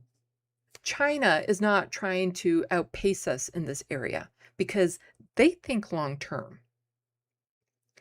Lots of criticisms with the Chinese government, but one thing that has been a pattern that I've seen anyway is that they think long term with their governance. Whereas the Americans and Canadians and British, they just think about their term, their right now. And so that's why China's gotten into a lot of the renewable energies and things of that sort. They think long term. But no, they're just thinking, how do we make money right now? So this project will support, here's the 3,000 construction jobs, so the temporary jobs, 300 permanent positions. Where are those positions from? Are there people that just phone in and they're not even from Alberta? Generate an estimated $250 million in annual benefits for Albertans and invest $60 million into local roads, water, and community infrastructure. Oh, just so they can then destroy that water infrastructure. Anyway, that's the statement there. A little bit more on it. So Corrupt Ontario also saying, remember, Meta won't even let you have news. Also remember, Meta's Director of Public Policy in Canada worked for Stephen Harper in government and for 2 of his private companies before joining Meta. As we say, it's an important part of IDU playbook. And so Andrea here is just saying, the American tech company Meta is building an AI data center in Alberta that will be larger than all of Stanley Park. That just sounds big. I don't know how big Stanley Park is, and use almost as much power as the entire city of Edmonton. That I can understand. Edmonton has about 1 million people. They are building a new natural gas plant to power it. So the power needs of like civilians aren't going to be met. And with climate change and the need for more heating in the winter and air conditioning in the summer, our power needs will not be met. Our power infrastructure will not be met. Should be met with renewables and stuff like that. But no, what are they going to do? They're going to build a polluting natural gas plant to create a polluting AI data center. Canadians did not vote for this. So Meta Platform plans to spend more than $13 billion to build massive artificial intelligence data center in Sturgeon County. Alberta, north of Edmonton, making the technology company's first such facility in Canada. Meta described the data center in a news release as its 1 gigawatt facility, referring to the amount of electricity it will consume. For comparison, the city of Edmonton draws about 1.4 gigawatts. The data center campus will be built on 1,750-acre land, according to company spokesperson as well over the size of Stanley Park in Vancouver. A CBC article on it. Alberta Premier offers reassurance on massive Meta data center. Center will use same amount of water as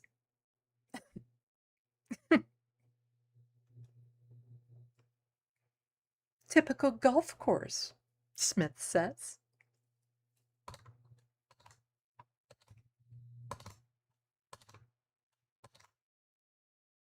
You're lying. Oh, I see people. Can you hear me? I'm seeing people with saying black screen. I'm seeing everything. Can you hear me? I just switched over to my YouTube feed. It looks fine. I can see my YouTube feed. Is everyone... Are you seeing me? Now I have to wait for the delay. Let's see.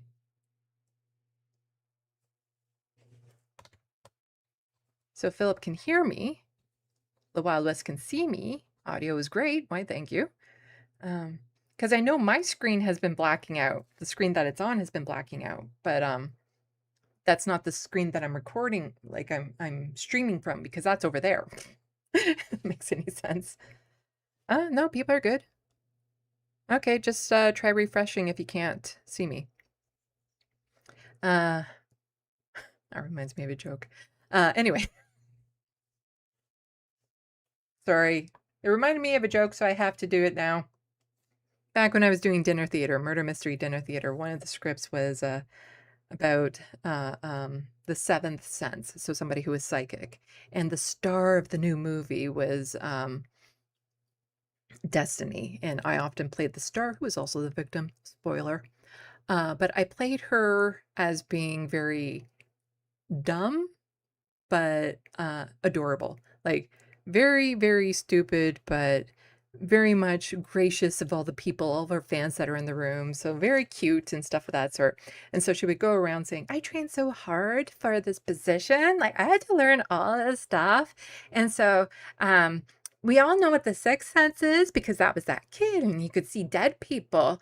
But then there was like 5 other senses and I had to learn them. And so there's sight because you can see me, hearing because you can hear me, smell because you can smell me, touch because you can feel me, and what was the last one?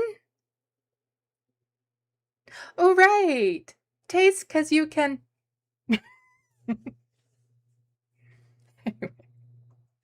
Back to the news.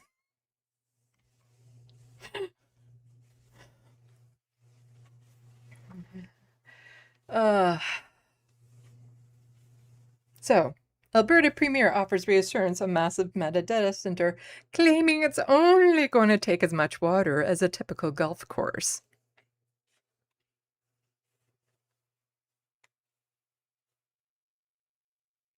Danielle Smith spent much of her Saturday call-in radio show reassuring Albertans about tech giant Meta's plan to build a massive data center in Sturgeon County, a municipality northeast of Edmonton. I don't feel protected, Danielle. Okay, so this is a caller. I don't feel protected, Danielle, one caller told Smith about the $13 billion plus data center. How do you guarantee that everyday families won't be on the hook for subsidizing big tech power grid demands? Asked another. I'm wondering what the plan is for decommissioning these very large AI data centers, said one caller. Data centers are physical. Yeah, look what's going to happen to this land after they're decommissioned when they're no longer needed because AI totally went. So data centers are physical facilities that house computing hardware needed to store and distribute information for a variety of tech applications. The buildings are controversial because they demand they can place on water resources, particularly to cool equipment. The Premier told callers that Meta Perform Inc. data centers will not increase their utility bills nor strain their water supply. Every single fucking person who voted for her needs to bookmark that. And when that does not happen, and it absolutely does increase their utility bills and strain their water supply and even lead to blackouts and water that they can't even drink, they need to be holding her fucking accountable. Meta's data center will use the same amount of water used by a typical golf course. Features a closed-loop water cooling system, so it won't draw water from the surrounding area, Smith said, adding there are very, very few homes within the area. We're only going to have to make a few homes move from the noise. They're kilometers away, so no one is impacted by the noise or the potential disruption. They also know that this is what the community, what the local leadership had approved. Yes, the local leadership who were bought off. Meta said it would spend $60 million to improve local infrastructure such as road and water systems.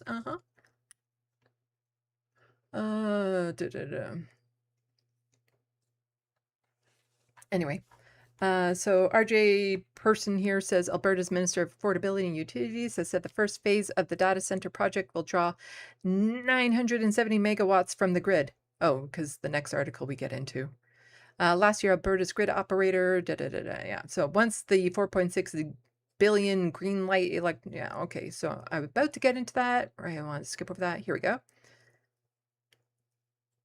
We told companies you can come, but you ought to build your own power and better yet, to build more than you need so you can sell back to the grid, Smith said. This will potentially get more power and will reduce overall costs. No, it won't. With the boom in artificial intelligence, data centers have grown to mind-boggling scale to meet the vast computing demands needed to train and run those models. But their expansion is concerning to Canadians who have to live near electricity and water-hungry facilities. Anyone who creates a digital image or video using AI, those are the reasons why there's such a demand, Smith said. How about this? How about stop fucking force-feeding us AI with Instagram and Facebook and Twitter and all that sort of stuff? How about they stop using AI? How about they stop making it so that people can make CP with AI? Or CSAM with AI? How about you do that? How about you get rid of the AI that automatically is now part of Instagram? So when you look for someone, it will give you an AI summary of them that I did not fucking ask for. Or how about when I type something into Google, I don't have to put -AI in order for no AI to show up? How about you just get rid of all those automatic AI features that you're putting into shit that we don't want? That would definitely cut back on the amount of AI being used.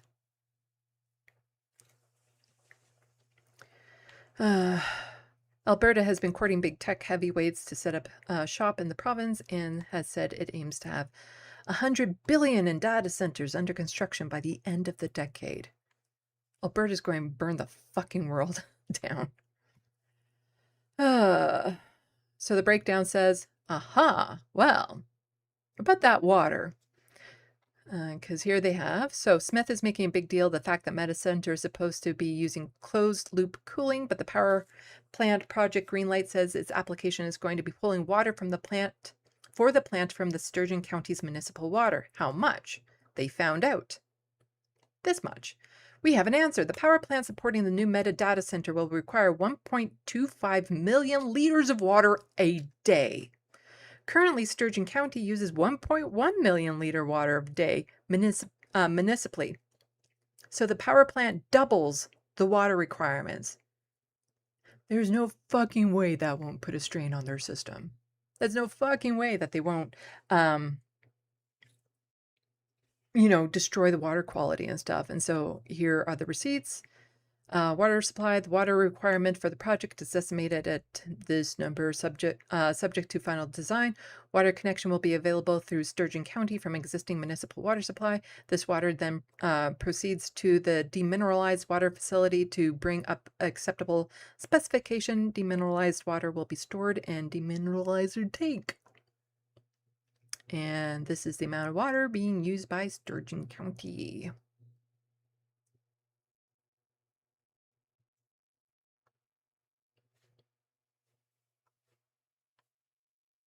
Jeremy Apple tweeting out this meme. How about no? A local official in Sturgeon County tells me Meta's Canadian data centers will use almost as much energy as the entire city of Edmonton uses for electricity, which has a population of over 1 million. And yes, they're doing that. But remember, they said, oh, well, we're going to make a gas power plant, so you don't have to worry about it. You don't have to worry about it at all. Well, CBC says Meta data center in Alberta to start operating before neighboring power plant. So they're kind of putting the cart before the horse here. 4.6 billion greenlit energy center produce through.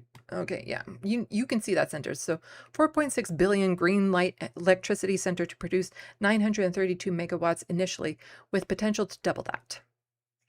So it will be 4 years before a new natural-fired plant north of Edmonton is operating and able to serve the massive data center Meta Platforms Inc. is planning nearby. Meta spokesperson Stacy Yip says the tech giant expects 13 billion plus data center will be online in the next 2 to 3 years, though no exact timeline has been set. How is that not going to put a strain on the electrical grid? To have it up and going, like, it's kind of like you're building the house before the foundation here. It's going to collapse.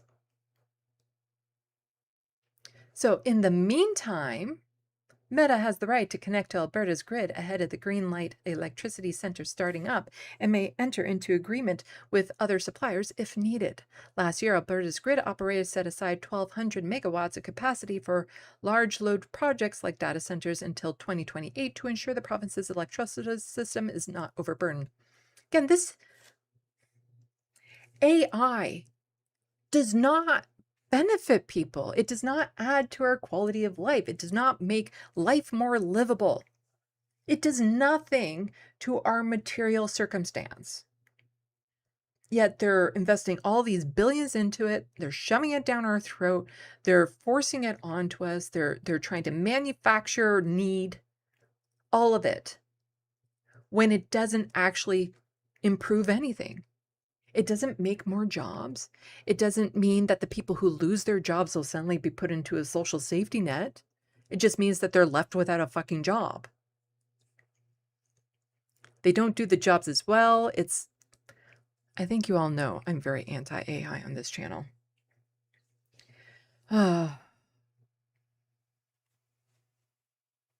So The Breach has an article here about it saying inside the rising countrywide movement against AI data centers. I won't be going over the whole article because it's very long and detailed. And there's a video in it that's about 16 minutes long, I think, about it that you can watch through this article, or you can go to the Breach YouTube page and watch it there.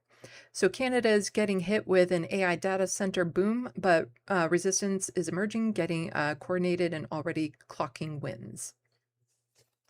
The chant rumbled through Hamilton City, fuck AI, packing the council chambers in early June. Residents shouted their anger at the massive data center suddenly planned in their city by private equity firm.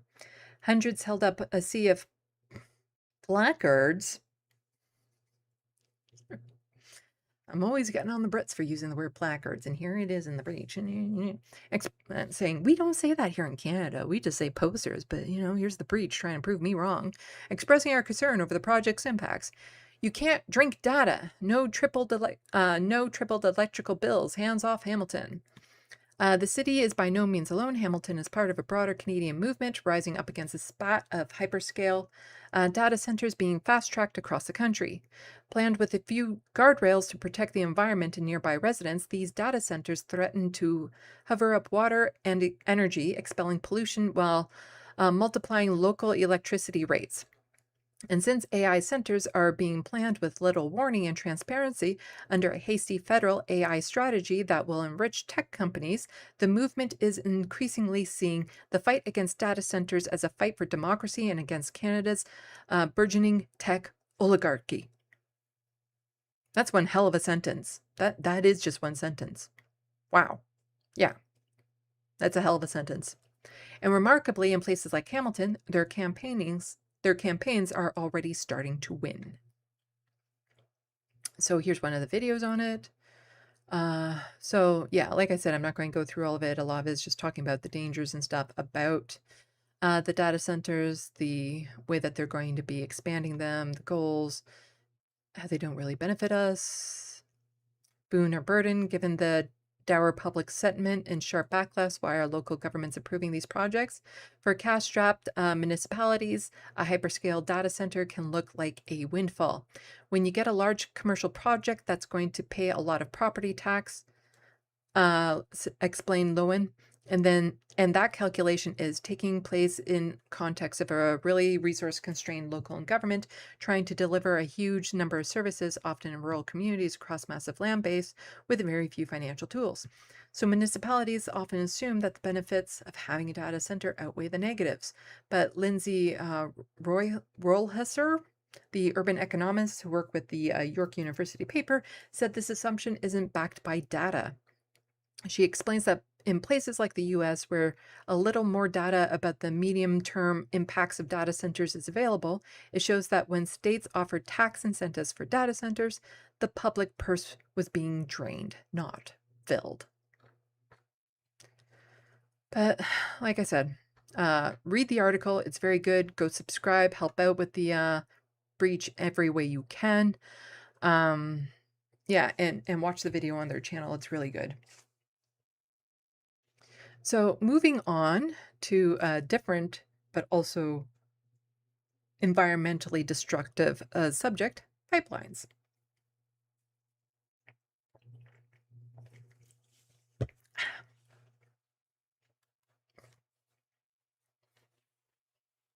Today in Calgary, Premier Danielle Smith and I unveiled the proposed route of the Northern Shield Energy Corridor. This new pipeline. I am doing like a shit impression of Doug Ford. I'm just not at all, just yeah, just nothing even remotely close.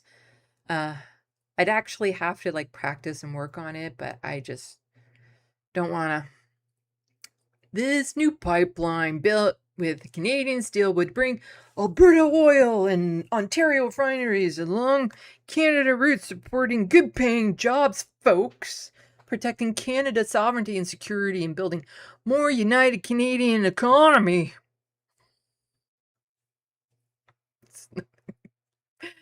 Merritt Stiles says though, right now, families in Ontario can't afford groceries, but instead of showing up for Ontarians, the Premier jetted off to stand with someone who is trying to rip our country apart. But I'm totally nailing her impression, just saying, like I'm dead on nailing it. Ontario's economic future can't be based on the Premier's social calendar.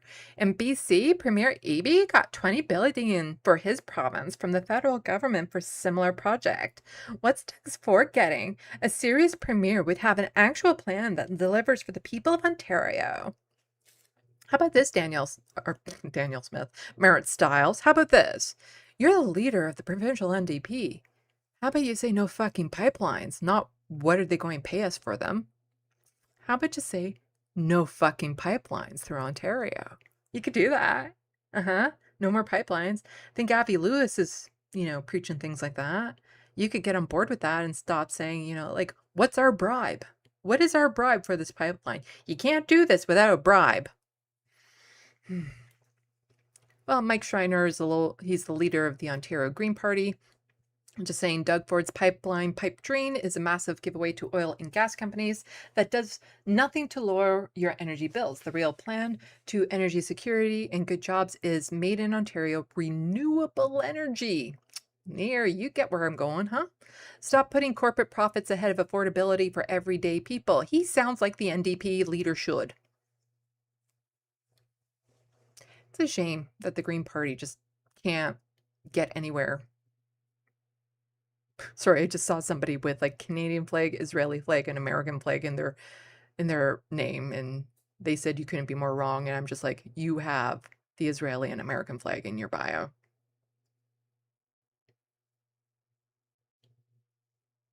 But yeah, it's just a shame that Mike Schreiner wasn't able to get more traction or anything when he's espousing a platform that the NDP should have. And this is the article here. Ontario and Alberta pitch nation-building pipeline to move Canadian oil coast to coast. Right. I think I was going to watch the video on this one. So I don't, there's other articles to chit-chat about with this one, but here we go. Folks, we are an economic powerhouse around the world, and now we have to unleash that powerhouse. Make sure that everyone in the world, we can ship Alberta's oil, Ontario's nuclear, and the critical minerals. Not to mention our good friend Scott Moe, that he had a run. I love the guy. Look at potash. Look at uranium that he's delivering. So it's a Team Canada approach, and we need to. And I'm going to do this with bottled water on the counter because, yeah, we don't want any water coming out of taps anymore. We want to sell off all of our water, all of our clean water to corporations to bottle it up and sell. Make sure that we get government out of the way, support when we can, but let's start moving. This is a race first out of the gate, basically. And we Team Canada plans on making sure we're first out of the gate. I mean, this is the whole point of what we were trying to do in building out economic corridors. So I think it's a great project. We have to remember a few years ago, we were talking about projects in all direction. We were talking about Northern Gateway, Keystone, and Energy East. And for yeah, we were talking about pipelines just totally ripping this country apart. Various reasons for each of them, because of regulatory uncertainty or because of permits being canceled, they ended up all stalling. So this is resurrecting all three of those concepts, perhaps on different corridors with some different partners. But I feel like the industry was there 10 years ago. They can be there again. Yeah, it's the Destroy the Planet revival. So the province has unveiled a proposed route for the Northern Shield Energy Corridor, a west to east crude oil pipeline project that would stretch roughly 3,300 kilometers from Hardsea, Alberta to Sarnia, Ontario. So one might notice that you have Alberta, you have Ontario, but there's something in between. There's also Saskatchewan and Manitoba. Now, Saskatchewan has Scott Moe, Conservative, so he'd be on board. But you have Manitoba. Who's the premier? Wab Kinew. So there was a little bit down here. And was it in this article? Yeah, so Saskatchewan Premier Scott Moe also endorsed the corridor, calling it a generator of national wealth. Asked about whether the project has the support of Manitoba Premier Wab Kinew, Ford said he's confident they would work something out. I think the world of Premier Kinew, Ford said, adding that building the pipeline in Sarnia would open the opportunity for another line of Port of Churchill in northern Manitoba. Well, what is Wab Kinew saying? So, from CBC, Wab Kinew tiptoes around questions about oil pipeline proposed by Premier Smith and Ford. He doesn't want to say no, and he doesn't want to say yes. He wants a pipeline, just not that pipeline. You see, this is why I have no faith in the NDP as a party. Because these are the leaders of the NDP provincially. Still all on board. So we had the Alberta NDP leader meeting up with the ambassador from Israel You have Wab Canoe that's on board with some pipelines. You have Mard Styles, who's like, yeah, pipeline's fine, just make sure the bribe is good.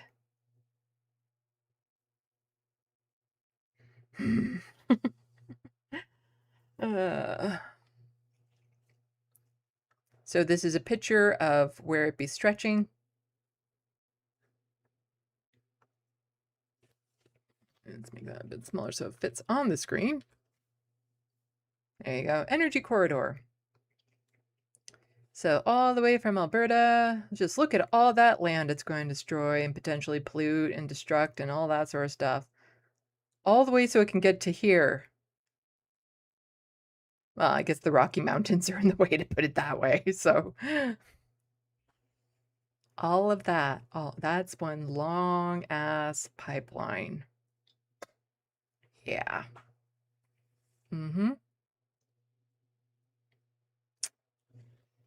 Can't get clean water to all indigenous communities, but you can get a pipeline that stretches that far fucking fast.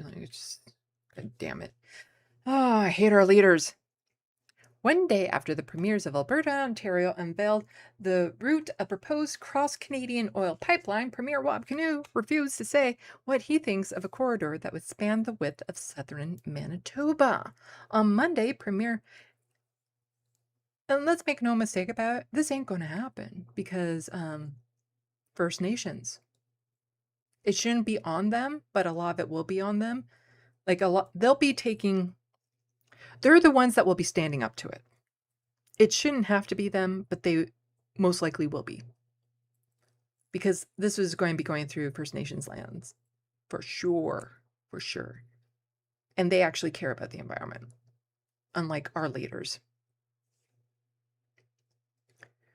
The likelihood of this pipeline getting finished is not great to begin with. And then all the billions spent on it. And by the time it's built, chances are the rest of the world will be in such dire circumstances with climate change, they'll have no choice but to move away from oil. Like, that's the thing. I say, choose change now or it'll be done to you later. In the not too distant future, there's going to be a switch to renewables because it's going to be done to us, because there's going to be no other fucking option because the world is dying.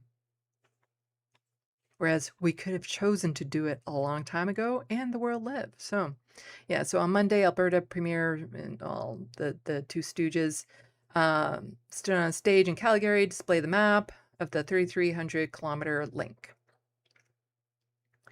The proposed route shows a pipeline running directly through Winnipeg. Yeah, let's just put it right through city. In August 2025, Fort Smith, Saskatchewan Premier Scott Moe agreed to explore the feasibility of an east-west oil pipeline. Canoe did not sign on, stating he prefers to consult Indigenous nations from the start of any major infrastructure or resource extraction project. In other parts of the country, with other levels of government, there's a commitment to maybe push things through with legislation first. That puts other partners on the back foot, Canoe said at the time. Since then, Canoe has made repeated statements in support of natural gas pipeline to the Port of Churchill. On Monday, Ford suggested construct of an east-west oil pipeline could result in a spur line to the Port of Churchill. I think the world of Premier Canoe, Ford said.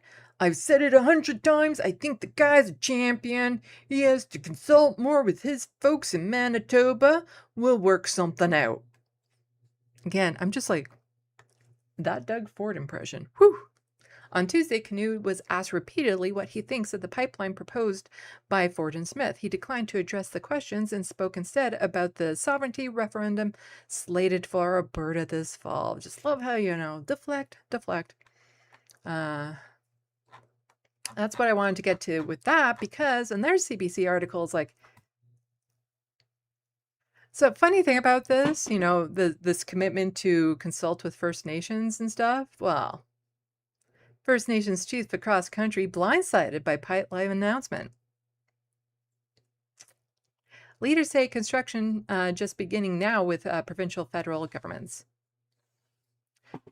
Sorry? Lanier, what are you doing? Oh, you're trying to chew that again. Don't you? No. He found my foam log that you use for like massaging your legs and stuff, you roll over it type thing, and he started eating it.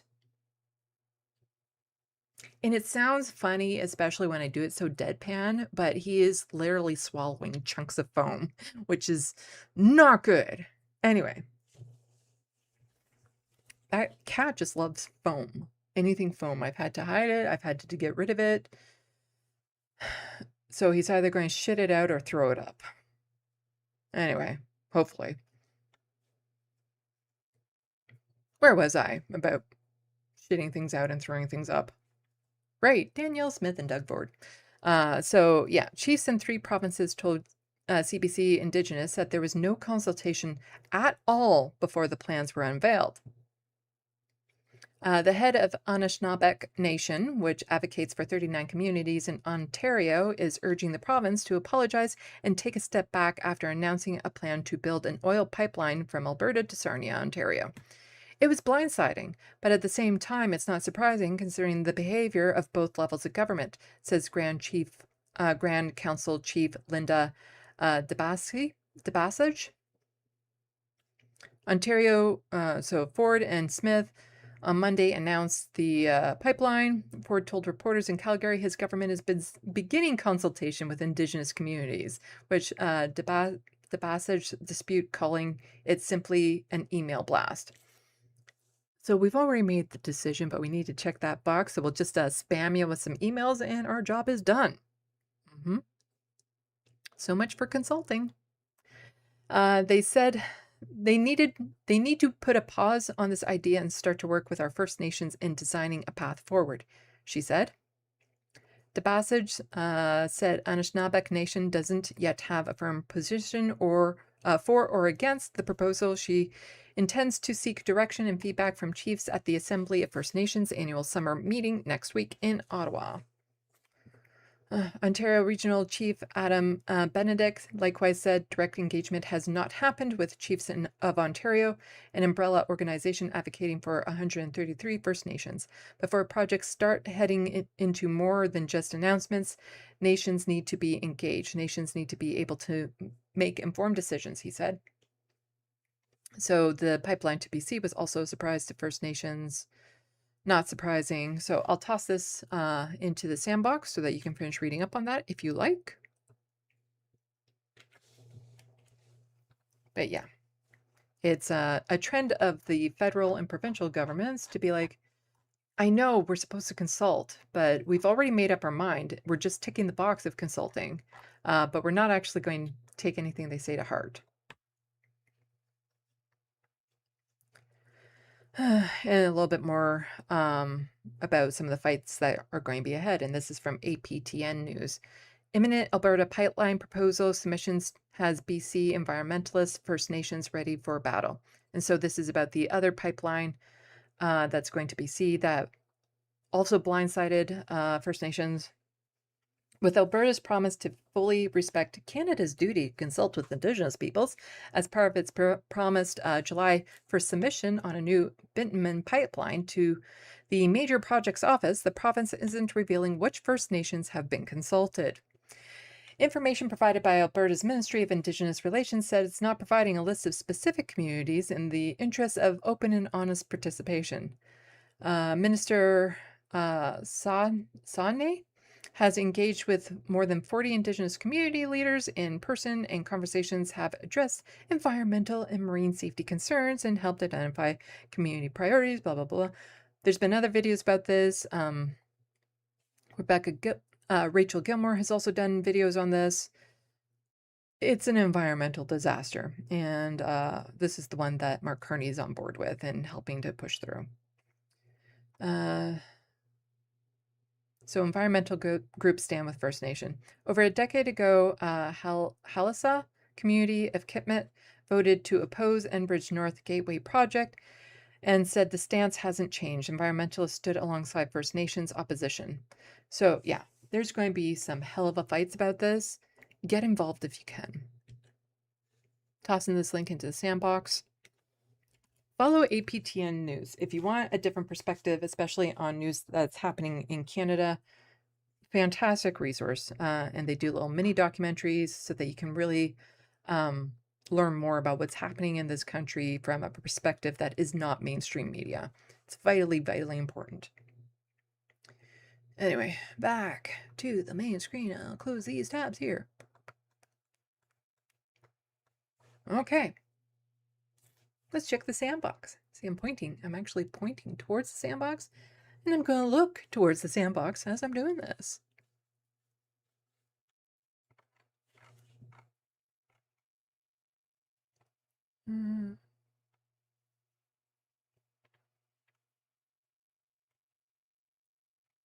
Okay, there's something about golf course. People can hear and see me.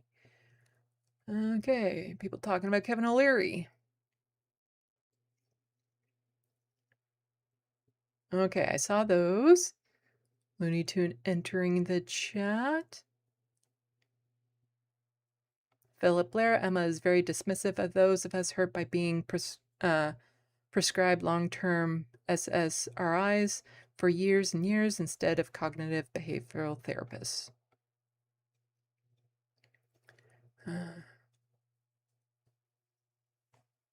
I'm not entirely sure what you mean by that. Sorry, Philip.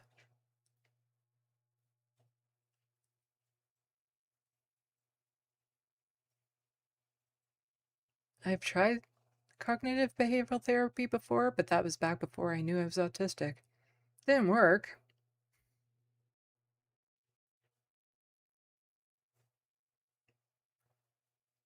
Okay.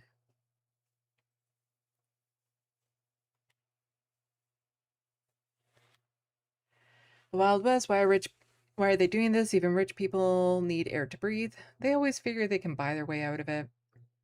You know, they can make their fancy bunkers and homes and have air filtration systems, buy oxygen like layer of tanks or something. They always think that their money will get them out of it. Philip Blair, every time SSRIs come up, if you search the Majority Report Discord for SSRIs, you can see when people have pushed back, sharing personal experiences.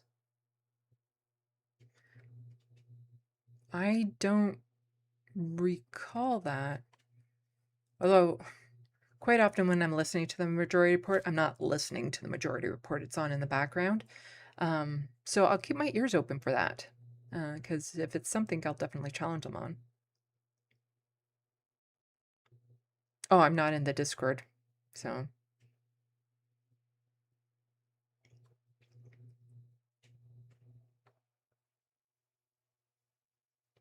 Transcripts are searchable for YouTube shows, but you'd have to know which day they were on. Otherwise, it's one hell of a search. I know, I've been doing it for the TYT essays. Okay.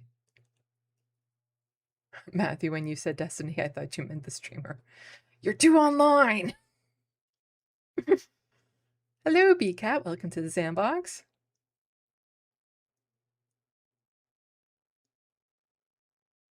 BCat, Sandy, you're looking lovely today. Love the keffiyeh. Why, thank you. I was at the Palestine Festival yesterday in my area.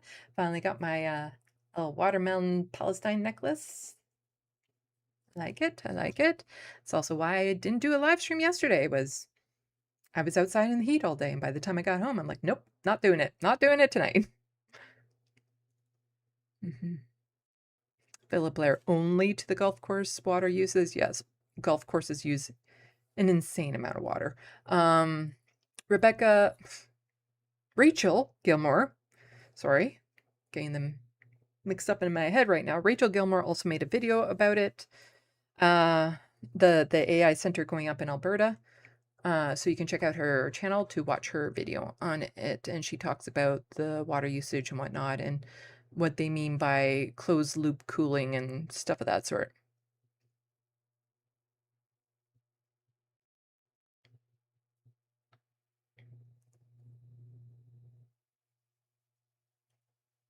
The Wild West, put all the data centers and golfers on the moon, problem solved. That would be some interesting golf work. You know, you hit the ball and it just kind of goes out for a bit. You put all of the cups, the holes for the golf ball are just floating in space that they have to hit. That could be actually kind of neat.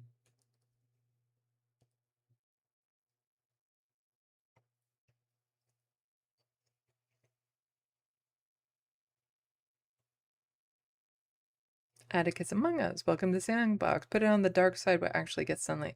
Well, both sides eventually get sunlight. The dark side for us is the far side. So what's often referred to as the dark side of the moon is the far side of the moon, because the moon, the face is locked in orbit with us, so we always see the same face. But as it orbits around the solar system and our planet and stuff like that, it does have like a full, all sides of it get sunlight at some point. It just takes a month. You know, their day is a month long. But the side of the moon is the far side of the moon that we don't see. We only see the one side that's locked to us. But it's the way that it orbits. It's still... Anyway.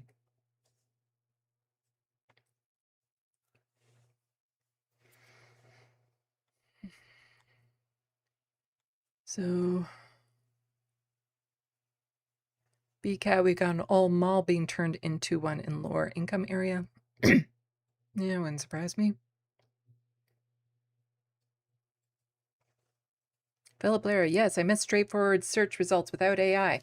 Just whenever you're in Google, type -AI after everything, and it helps reduce on that sort of thing.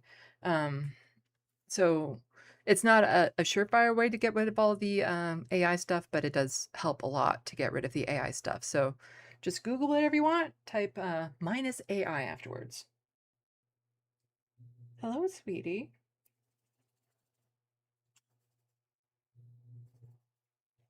So this is the one who's eating all the foam. Hopefully he shits it out or throws it up soon. Had a nightmare happen with Abernathy last week that I haven't told anyone. I haven't told you guys about yet.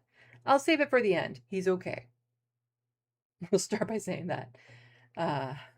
He's okay now. But my God, cats really do have 9 lives.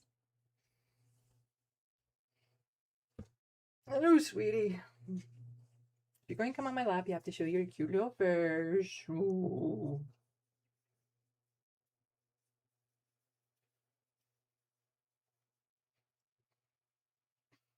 And his little giraffe tongue.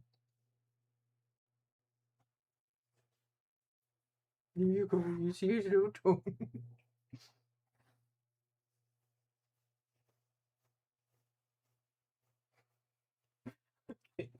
Ah.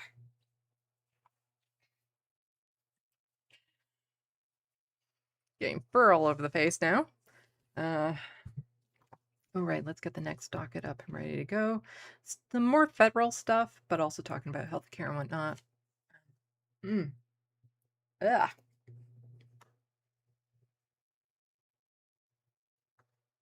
Nope, not that one. That one, okay. Soul Life, hello, welcome to the SandBox. It looks like they're building a data center by me. It's that or an Amazon warehouse or something huge. Should be able to find out what it is. Grand Theft Autobot, size. So when will we be all data centers? And that Onion News vid about company building a data center on dying child may soon become a reality. I haven't seen that. I did make the joke the other day to someone that they were talking about something and it's like, we need a data center pitch bot on Twitter. If you're on Twitter as much as I am, you know what a pitch bot is, and it'd be hilarious. It's just a mock. Satirical accounts for things. I don't know what happened to the CBC pitch bot. I'll have to look into it. They used to have real bangers.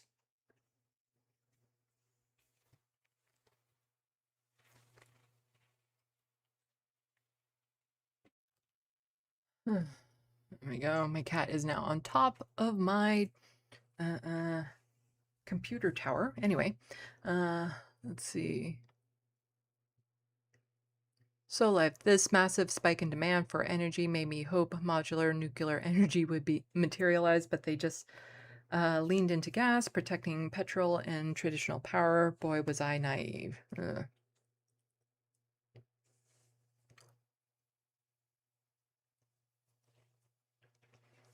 Let's see. Atticus among us, if we force AI to research and implement solar and decentralization, I'll give it my vote. I'm not against what AI could have been, because it could have been something good. I'm against what it is and everything it is, yeah. Hello, Big Jerry. Welcome to the SandBox. Matthew saying, I only think of placards as a sign on trucks indicating whether hazardous or dangerous materials on board. Let's see.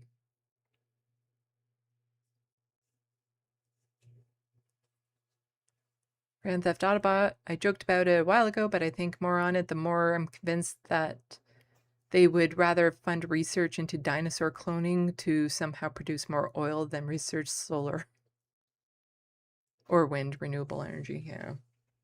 Okay, what are you doing up there, sweetie?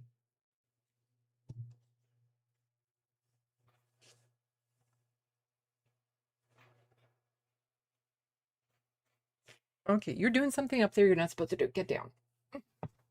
There you go. Ugh. Getting cat hair up my nose.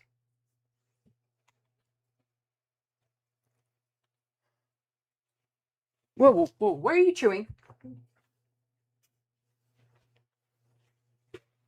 Get away from that. Since that incident, that I'll tell you guys at the end, both of them have been acting strangely. And Lanier has just been eating so many things he's not supposed to be eating right now. It's, anyway. Looney Tunes Danielle Smith is dressed as a cowgirl. Dear God. Oh, she's in Alberta. There's going to be an image of Pierre Polyev that we'll see briefly in the next docket, I believe. Yeah.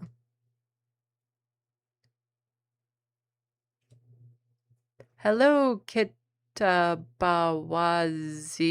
Welcome to the SandBox. I nailed that. I totally nailed it. I nailed it. I nailed it.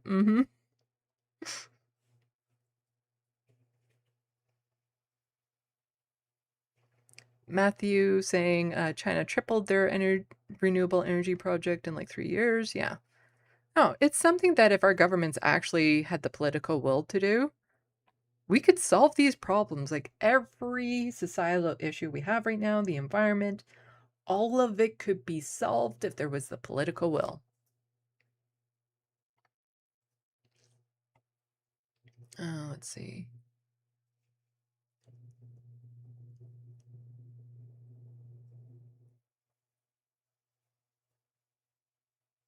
Hello, H. Felker Hatherithi. I think I'm getting worse at it every time I try. Sorry. Yeah, CBC has just gone full steam ahead with supporting the pedo-Nazi regime in the US, but I suppose what else do you expect from the apartheid media? All mainstream media. All of it sucks. Philip, find an autism-friendly therapist. Look up Dr. Tony Atwood. He literally wrote the book on Asperger's. He and colleagues have developed a great CBT tools. I'm looking for someone near me. Yeah. It was a while ago that I was in counseling. Back when I could afford it. I was on a sliding scale, so I was at our lowest rate, but it was still, it's more than I could afford now. Counseling to me right now just feels like a band-aid because it's the situation I'm in that's causing me to be crazy. You know, the constant stress of finances and, you know, just the world we're living in. It's the environment. And so unless my environment drastically changes,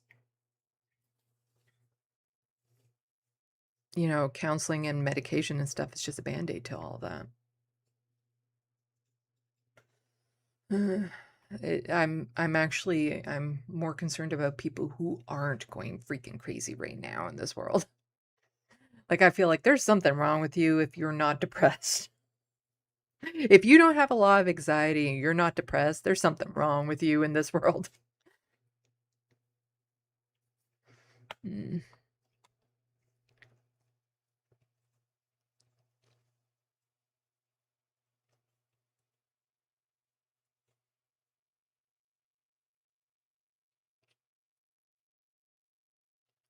Let's see. Matthew says I have a plugin on Firefox, so it removes the Google AI summary by default. Nice.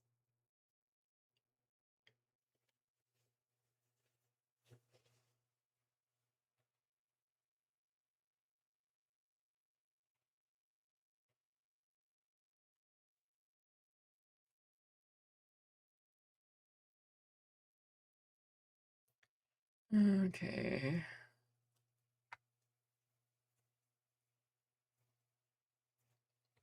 Why don't we get back into it? I still have, I want to say 2.5 dockets. One is just really small, that's all. Okay, back to the news.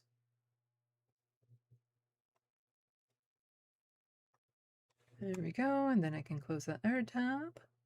There we go, close. Let's see how much more I have. Yeah. So this docket, and another full docket, and then one teeny tiny docket. Okay. So, like I said, Lindsey Graham, dead. One meme that I particularly liked of him, of it was, you know, Lindsey Graham arriving in hell. Mitch McConnell seeing him arrive in hell. Type thing. But it was a fun day to be on Twitter. It's okay to be okay when bad people die. You know, I do not shush people for it. I don't necessarily open, like, if it's a murder, like with Charlie Kirk, I would suggest against, you know, just for morality reasons to not celebrate it, but you can still be glad he's gone. But when it's a natural cause, you know, it's just the world. It's just the world. But here we have the Serfs quote tweeting the Prime Minister saying he openly supported annexing Canada and was fine with ending all life on Earth in a nuclear Armageddon if it helped Israel kill more Palestinians. Yes. So Mark Carney tweeted out, Senator Lindsey Graham dedicated his life to serving the people of South Carolina and the United States. Throughout his career, he stood resolutely in defiance of resolutely in defense, there, not defiance, defense of democracy and freedom, and recently, and particularly with Ukraine and its people, I offer my condolences to Senator Graham's family, friends, and all those who served alongside him. As Christo Avalos says down here, he supported annexing Canada, you ghoul. But then again, maybe you support Trump conquering us too, given your actions, which, yeah, I kind of feel that. I feel that. Mark Carney is Americanizing Canada quite rapidly, actually. But yeah, no. If you don't have anything bad to say about Lindsey Graham, don't say anything. Just don't. Keep your mouth shut. Like I said, David Dole has released a video about this because it's not like Mark Carney was the only one. Canadian, that is, Canadian politician to be saying stuff, because even Keir Starmer said nothing. Claudia Sheinbaum said nothing. Now, somebody was saying, you know, oh, at least now there's Avi Lewis who wouldn't say anything about it. As far as I know, he still hasn't said anything about Lindsey Graham. But, you know, I wouldn't put it past them because, again, Wob Canoe was on Twitter, posted a video about the tragic loss of Charlie Kirk. So, again, I like what Avi is saying, but I'll wait to see if his actions follow through. Yeah. But you could have just said nothing. Ragu pointing out there's no celebration in anyone's untimely and premature death from a catastrophic vascular emergency like aortic dissection, but let's clearly remember this man was no friend of Canada. I'm fine celebrating him. Dying from a natural cause. Canada. It was great to be part of history, seeing the votes counted. President Trump won. The only problem I saw is they skipped Canada. We'll fix that next time. Yeah, he openly wanted to annex Canada. Supporting this traitor, or this warmonger monster. Fuck you, Mark Carney.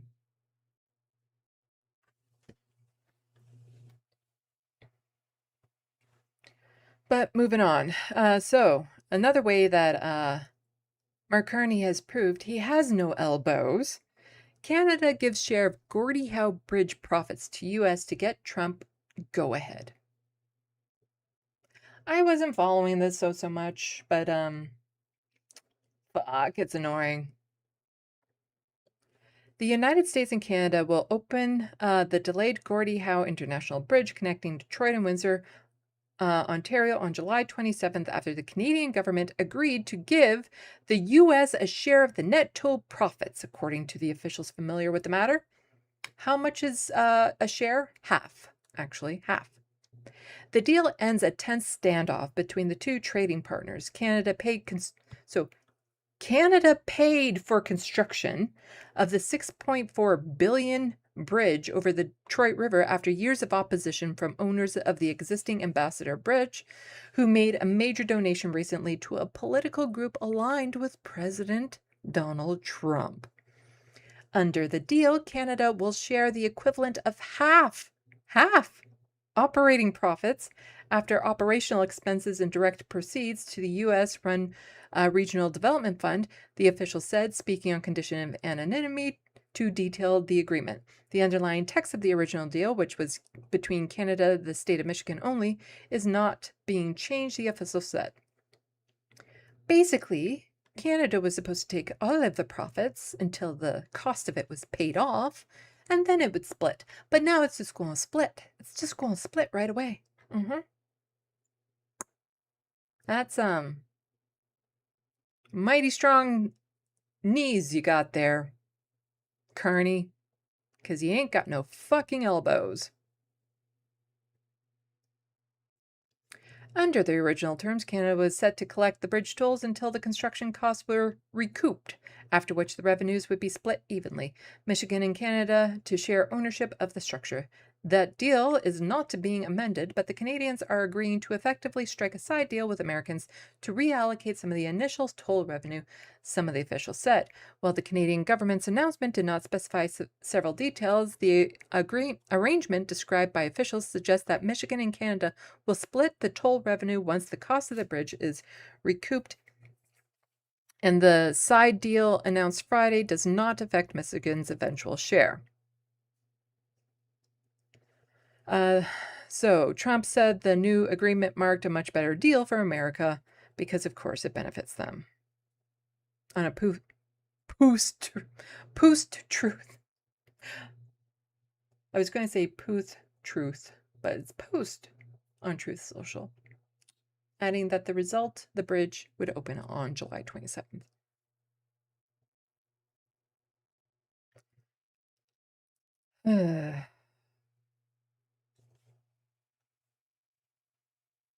So you thought Danielle Smith in a cowboy suit was bad?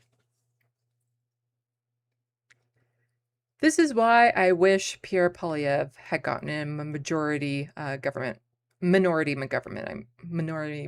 Oh my God. This is why I wish Pierre Poilievre had actually won the election, but had a minority government. We will ensure that military spending goes to enhance capabilities to protect our country and support our troops. It will enhance war fighting. It will not fund bureaucracy or defense lobbyists. And we will reinstill a warrior culture, not a woke culture. Is it because of his satin white wedding ready cowboy outfit? No. Is it because he's pandering to the Stampede crowd? No. Is it because of the very, very tacky things he said? Kind of. You see, that man there would not have been able to charm the world. Do you think Pierre Poilievre would have been able to deliver that Davos speech that bedazzled a lot of people? Do you think he would be good at any sort of trade negotiations? Do you think he would be respected at all?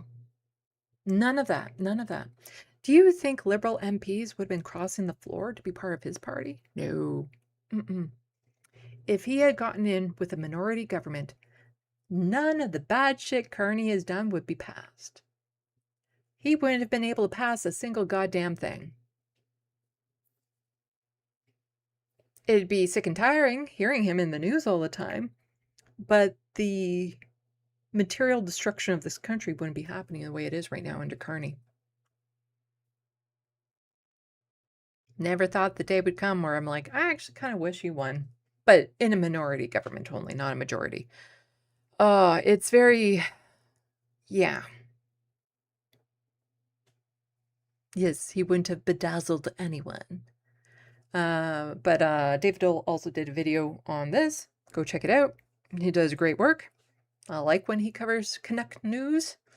But yeah, this guy wouldn't have... And then the Liberal base would have been pushing back at least. They would have been fighting. They would have been calling out. More attention would be brought to these things. I don't think there would be a Minister of AI.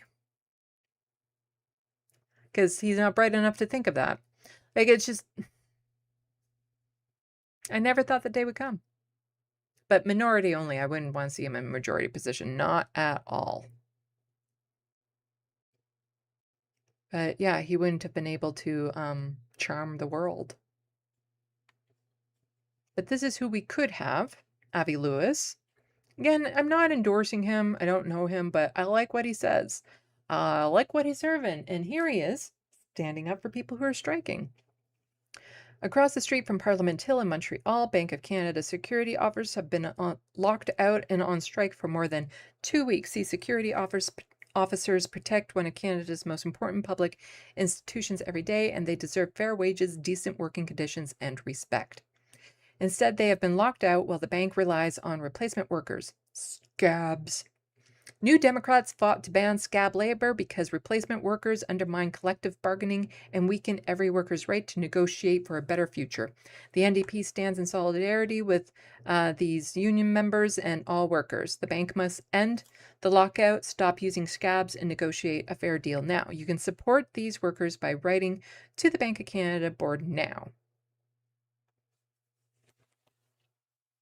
I will toss this into the SandBox. If you're a Canadian, feel free to fill it out. But this is someone we could have as leader, and I'd like to give him a shot. I'd like to see if he falls through and actually lives up to his hype. It would be nice. It would be nice to try something new other than, different shades of right wing. That's all the liberals and conservatives are, different shades of the same thing. So it would be nice. It would be nice. Speaking of unions, Nora Loretto is just pointing out Rogers made profit of $7 billion last year. Why? Because of this. Unifor is condemning Rogers Sports and Media's decision to eliminate 230 positions across its media operations, including layoffs affecting dozens of Unifor members who produce trusted, fact-based local broadcast news and programming for communities across Canada. Ending journalism. Oh, I already have that link open. There we go.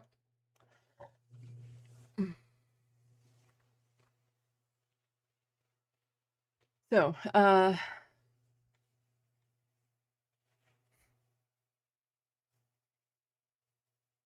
I'm not sure what he meant by warrior, but I don't think he means what we would think.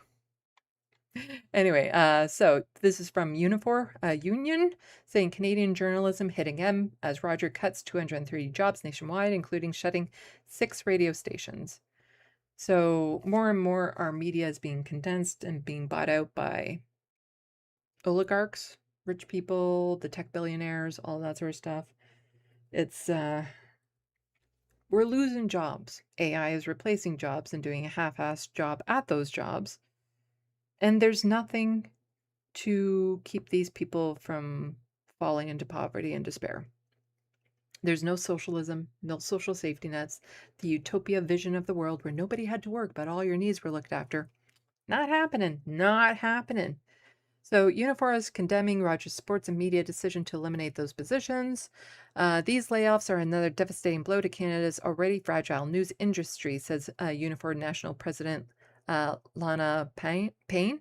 At a time when Rogers is investing $4.35 billion to acquire the remaining stakes in Maple Leafs and sports entertainment, it is cutting journalists and media workers who produce the local news Canadians depend on every day. That speaks volumes about the company's priorities.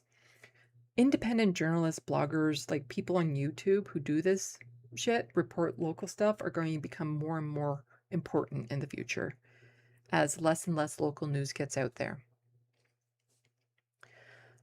So yeah, I'll toss this into.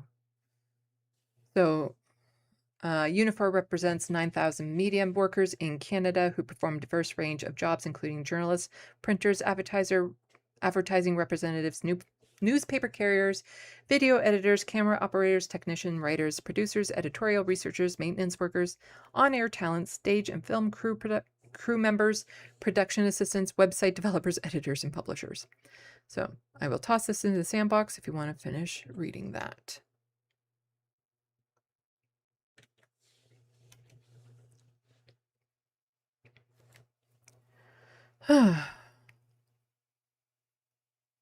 Speaking of industries under attack and jobs being lost and all that sort of stuff.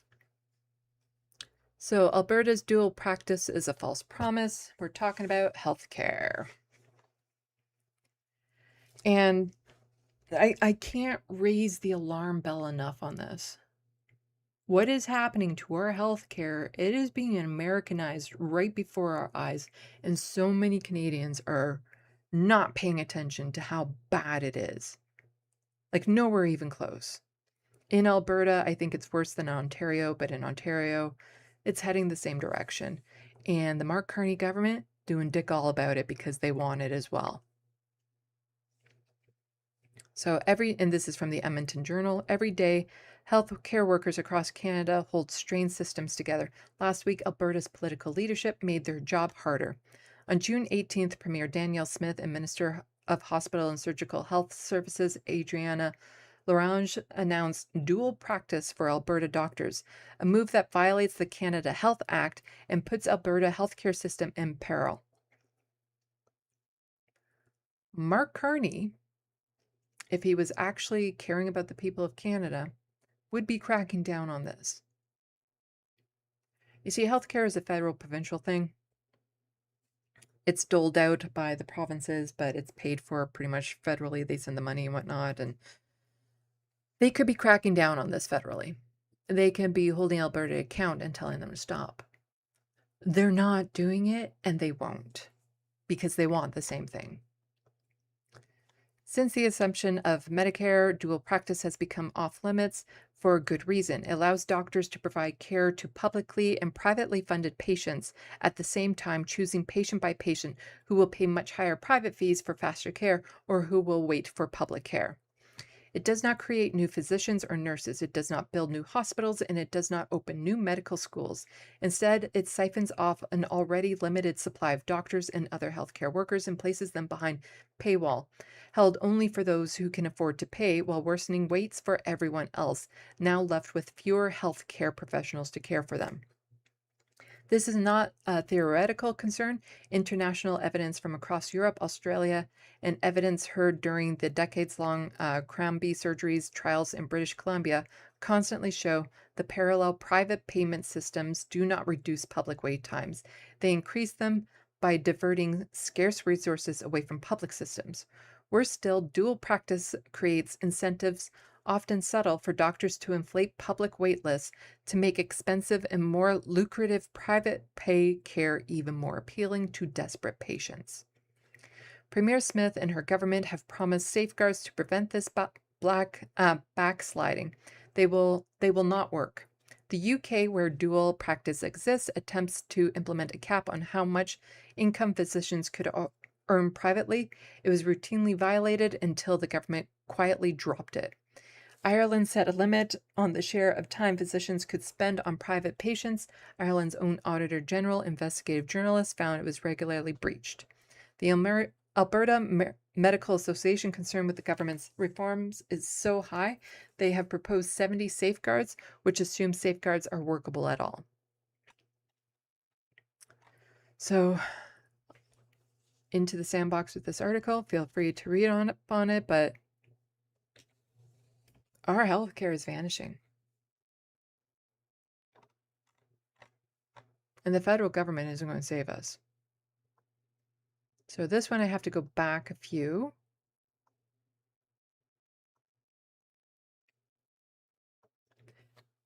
And what I was speaking about. So 2nd Street here is reporting that Prime Minister Carney is taking a different approach to provincial health care reform. Rather than discouraging innovation, and so they're talking on behalf of we would like more privatization, his government appears open to Alberta's testing policies already used in many high-performing universal healthcare systems around the world, including the policy of letting patients choose between using the public system or paying for private treatment. When millions of Canadians struggle to get access care, the new idea deserves fair hearing. Read the open letter to learn more. And so they're saying, from the looks of it, it looks like Carney is letting Alberta do this dual practice to see how much it benefits corporations. Not to see how much it would benefit people. It's to see how much it would benefit corporations. But they're trying to spin it as, oh, this could help with wait times and healthcare and stuff. No, no, no. Mark Carney's seeing if Alberta can get away with it. That's it. That's the reason why he's not doing anything. He wants to see if Alberta can get away with it so that they can implement it federally. And Jason Kennedy, a former premier of Alberta, conservative right-wing hack, just says, encouraging if true, because of course, if you have conservatives with fucking Israeli flags in their bio saying, this sounds really good, you might not be a liberal. Just saying. Just saying. You might not be a liberal if conservatives are constantly applauding you. And even liberal, not exactly left. So Rachel Gilmore had said, Jason Kennedy hopefully amplifying reports that Carney might be open to privatizing our healthcare.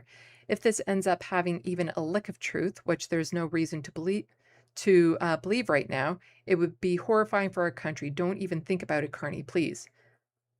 I believe there is a lick of truth to it. I don't think Carney will crack down on it. I think his ultimate goal would also be privatizing, because he is working to Americanize Canada. But Robin Urbach here, who's a Globe and Mail columnist, counterpoint, healthcare is already horrifying in this country, and experimenting with alternative models is good, actually. Experimenting. And David Dole from Rational National says, here's a columnist from an otherwise reputable Canadian outlet casually arguing that we should try privatizing healthcare. Canadian media is in a worse place than I thought. And so they are manufacturing consent for privatized healthcare. It's happening. It is happening. We need to be on this.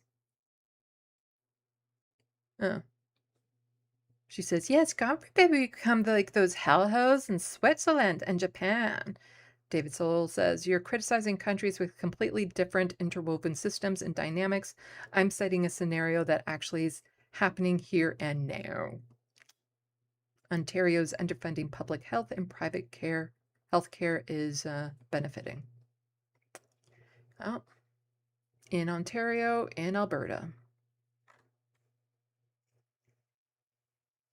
And speaking of that underfunding, Queensway Carleton Hospital cutting 87 registered nursing positions, increasing wait times, making it worse, making people more desperate, making them more willing to believe that maybe there's a solution in private because public isn't working.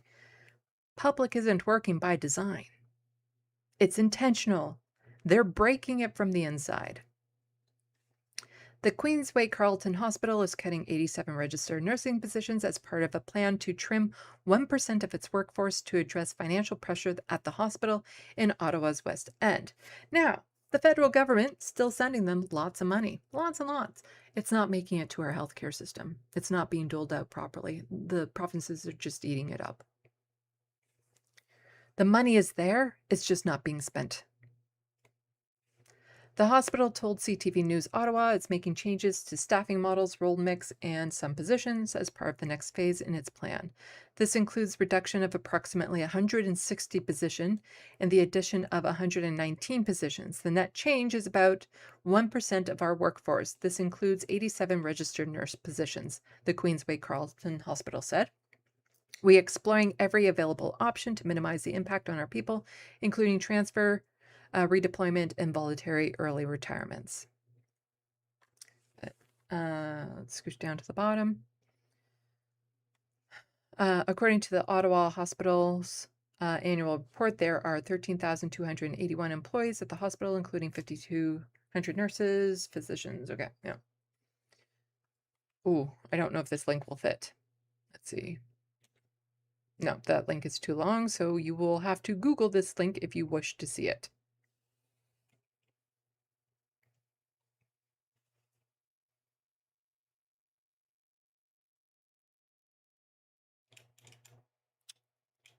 There we go.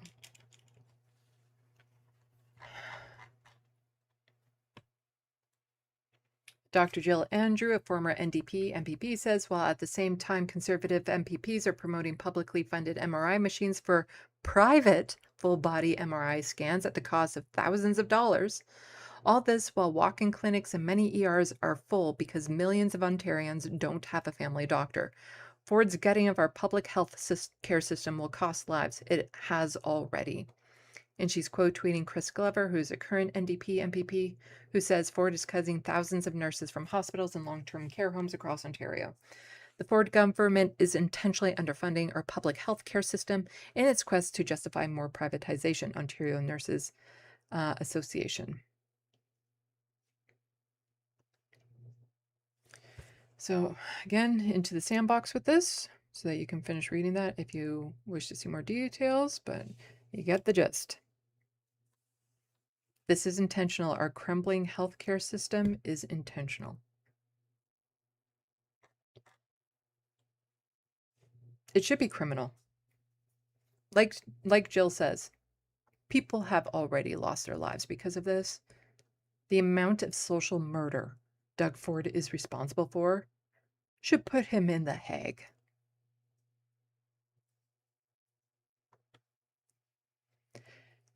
And this is what's coming up the pipe. This is, at a time when we are cutting healthcare, this is the type of people. This is an MP, so these are the type of people in government. Conservative MP, and so Jason Powell had tweeted this out, Conservative MP Allison on call for inquiry into COVID-19 vaccines. What in the fresh hell is this, Pierre Poilievre? This lunatic claimed just now there are hundreds of thousands of vaccine injuries in Canada. Your MAGA party is insane. You've lost your goddamn mind. This is a nonpartisan event. This is not political. The injuries suffering by probably hundreds of thousands of Canadians is not a political event. Cite your source. Oh, right, there is none. Wow, my monitor is not doing well right now. It is flicking on and off like crazy. I think I have to move my SandBox over to the other side. So I will be looking at it over here because that monitor is acting up too much. There we go. So I will not be looking at you when I look at you next. This is life. Go to our website as well and print out our... Yeah, I don't. Also, you know, our crumbling healthcare system, it's worse for Indigenous peoples. Nearly 2/3 of Indigenous people report mistreatment during childbirth, First Nation surveys finds. Researchers say findings reveal ongoing inequities in maternity care, underscoring the urgent need for cultural, safe, Indigenous-led approaches.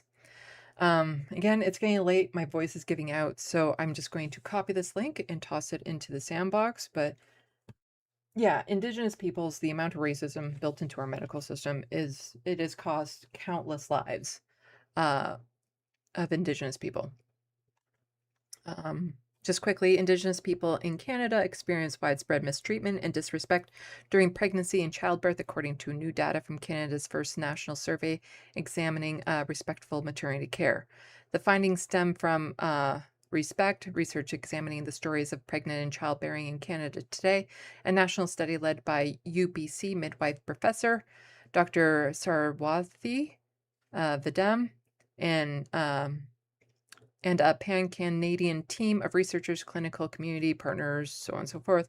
Among the 309 Indigenous participants, 63% reported experiencing at least one form of mistreatment during childbirth, with nearly 75% reported disrespect. The rates were significantly higher than those reported by racialized and white participants in the same survey.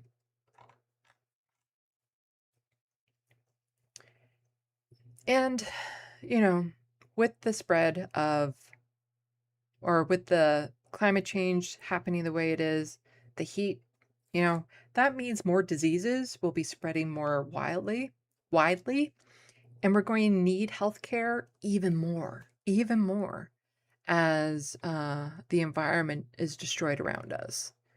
So it's being underfunded at a time when we're going to be needing it a whole hell of a lot more because, you know, rare tick bite allergy leaves Nova Scotia women unable to eat meat or dairy. Health officials do not track alpha-gal syndrome despite growing presence of Lone Star ticks in the province.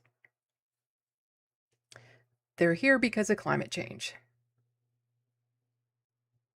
A Pictou County woman says she's afraid to leave her house after being diagnosed with alpha-gal syndrome, a rare allergic reaction to meat and dairy linked to Lone Star tick bites. Melissa told CBC Maritime Noon she was preparing soil in her garden in Nova Scotia in May when she felt what she thought was a horsefly bite on her shoulder. 2 weeks later, she found a tick attached to the spot. Ooh. I reached around and got a hold of him, and I ran to the bathroom and flushed him because I assumed it was a regular tick. She said, I knew then that I would have to probably get treated for Lyme disease. Her early symptoms included swollen joints, difficulty walking, and brain fog. She also vomited after drinking milk. Baines tried to push through the illness, assuming she had a combination of the flu and Lyme disease, but her condition deteriorated. I ended up in an ambulance and went to the hospital, she said. At the hospital, attending physician suspected alpha-gal syndrome.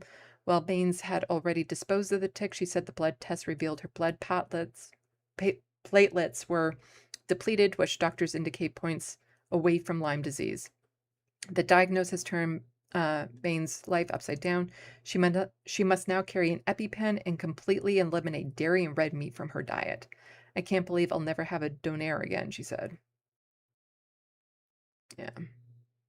So be wary of ticks.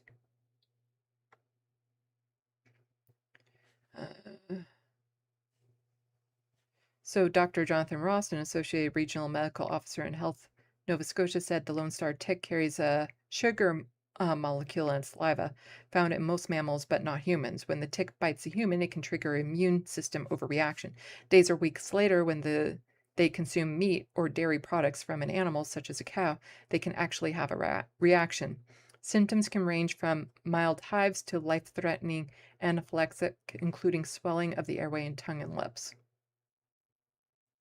alpha-gal syndrome is not currently on Nova Scotia's list of reportable conditions, meaning local labs and doctors are not required to flag cases to public health. However, Ross says the condition is actively on the radar of local medical professionals.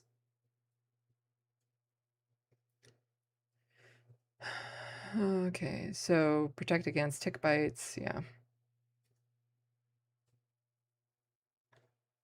Also, experts say avoid produce from select countries if traveling to the U.S. or risk explosive diarrhea. Oh, and Mark Carney has also cut down on food inspectors. Just so you know, he's cut back in that area as well.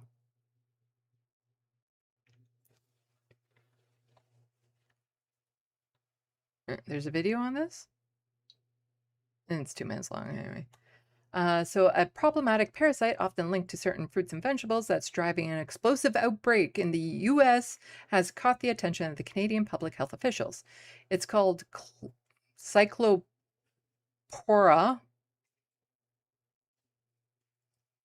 Anyway, yeah.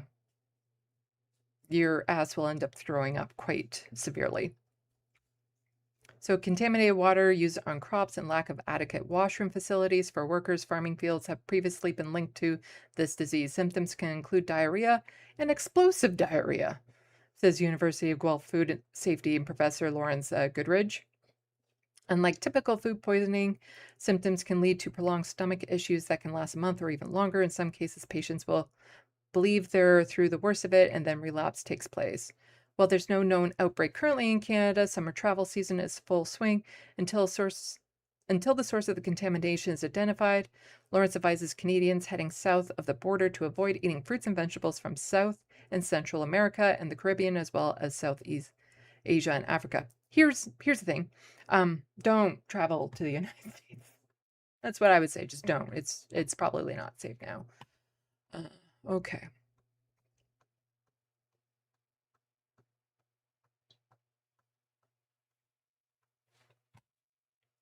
Close those tabs, get this ready. Oh, I'm running out of steam, but I still have a fair bit to go. Okay, it stopped flickering. So I'll move this back over there. Hopefully it stays stopped flickering. So got some provincial stuff. Then moving on to a teeny tiny docket after that, and we're all done. And it's not a long, big docket, provincial stuff, so and then we'll just chill out for a bit. Let's see.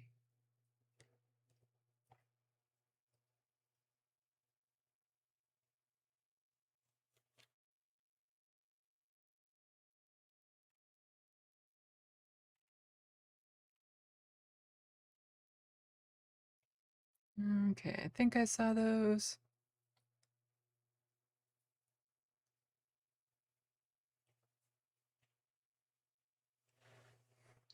Philip Blair is saying the Communist Party of Cuba has way better cowboys and cowgirls. Huh.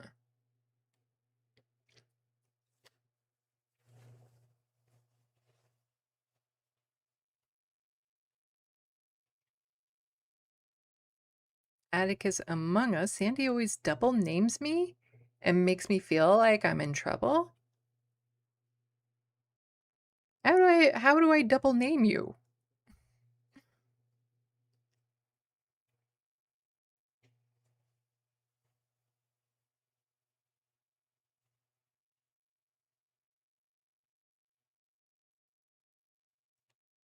Grand Theft Autobot, holy fuck, he was a piece of filth who wanted to go to war with everyone staunchly anti-LGBTQ despite being absolutely flaming gay himself.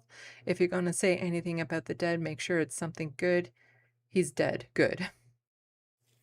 Talking about Lindsey Graham, yeah, who died quite suddenly. Somebody has said, you know, for somebody who doesn't have any wife and children, who called for help in the middle of the night? I guess we'll probably know. A lot of his secrets will probably be coming out.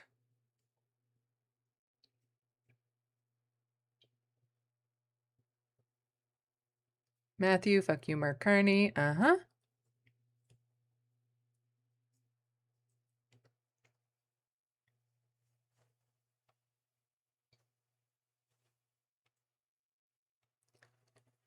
Let's see.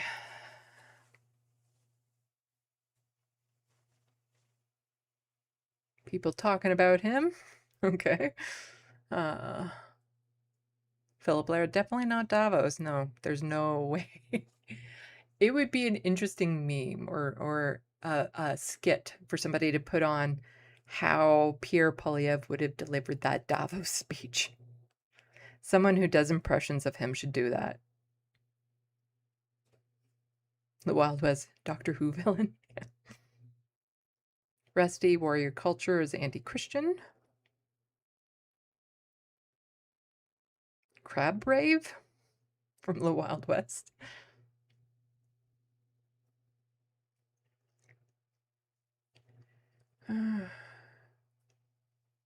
Also saying media has become biased, but now it's becoming pure billionaire propaganda.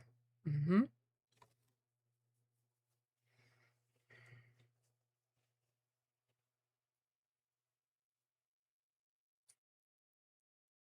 Let's see. Grand Theft Auto, I'm going to have to move to Norway to get away from these fucking maple Nazis. I don't know which country I would move to if I had to. I just kind of want to stay here. But yeah, I don't know. I don't know. I'm an international terrorist. There's some areas that Israel, definitely out. Not that I would want to. I can't go to the UK. I'd be a terrorist. The United States, terrorist. Yeah, I don't know. I don't know.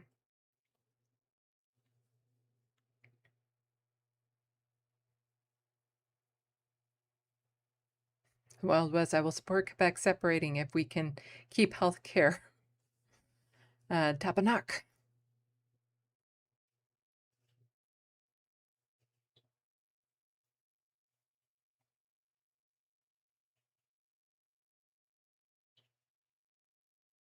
The Wild West, 3 of my loved ones got treatment for their cancer at that hospital.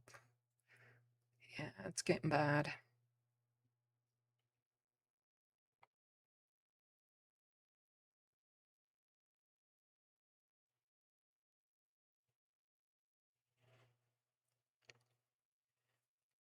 Let's see.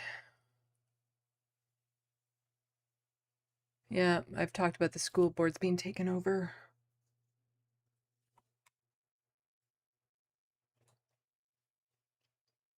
I really should have been clipping all these videos so long ago because there's like little tidbits of stuff that nobody's going to be watching my full live streams to get, but yeah.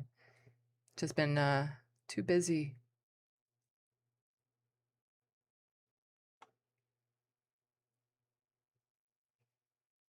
So life, I feel bad for Lindsay's wife and kids. There were comments about that from people who didn't know.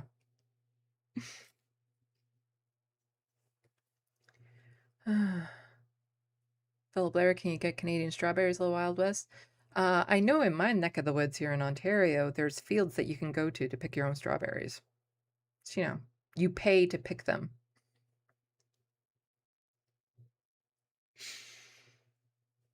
Yeah, it's a thing. It's a thing. Remember doing that as a kid?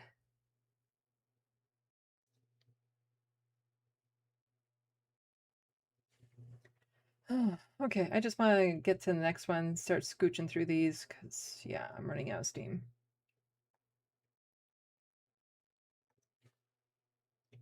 I can close this one.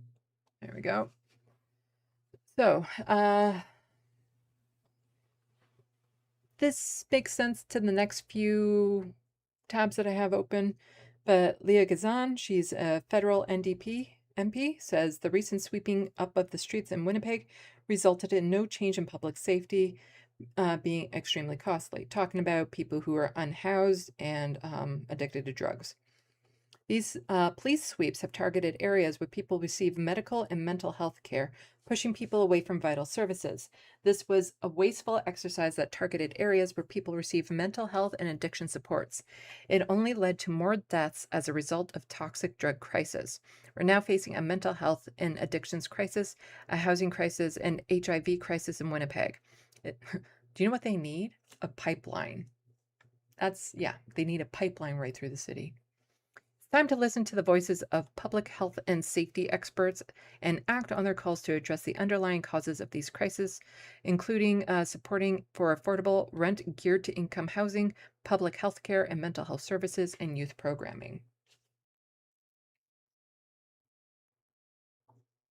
How much has this costed to do it, and do we see any sort of material difference in terms of public health and public safety? I would argue no. MP for Winnipeg Centre Leah Gazan says in addition to the cost for taxpayers, a tough on crime approach to a public health and safety crisis only pushes those most vulnerable further to the margins and creates a divide from vital resources. What we have seen is people that were getting support at certain places to deal with mental health and addiction getting swept in front of those places. They're less likely to go there, which exacerbates public safety and public health issues. It's time to listen to experts in the field. Those people. How much has this? Well, here in Ontario, related to that issue, overdose calls to paramedics on the rise in several Ontario cities, CBC analysis show. Opioid overdose calls nearly tripled in Hamilton in early 2026 compared to same period of 2025. Why? Because Doug Ford closed the supervised consumption sites. People have died because of it. People are being left untreated because of it. He's a criminal. So the number of opioid deaths calls to paramedics have risen sharply in 4 Ontario cities compared with a year ago. The first 5 months of 2026, the calls for suspected opioid poisonings increased by 20% in Thunder Bay and 199% in Hamilton from January to May compared to the same period last year.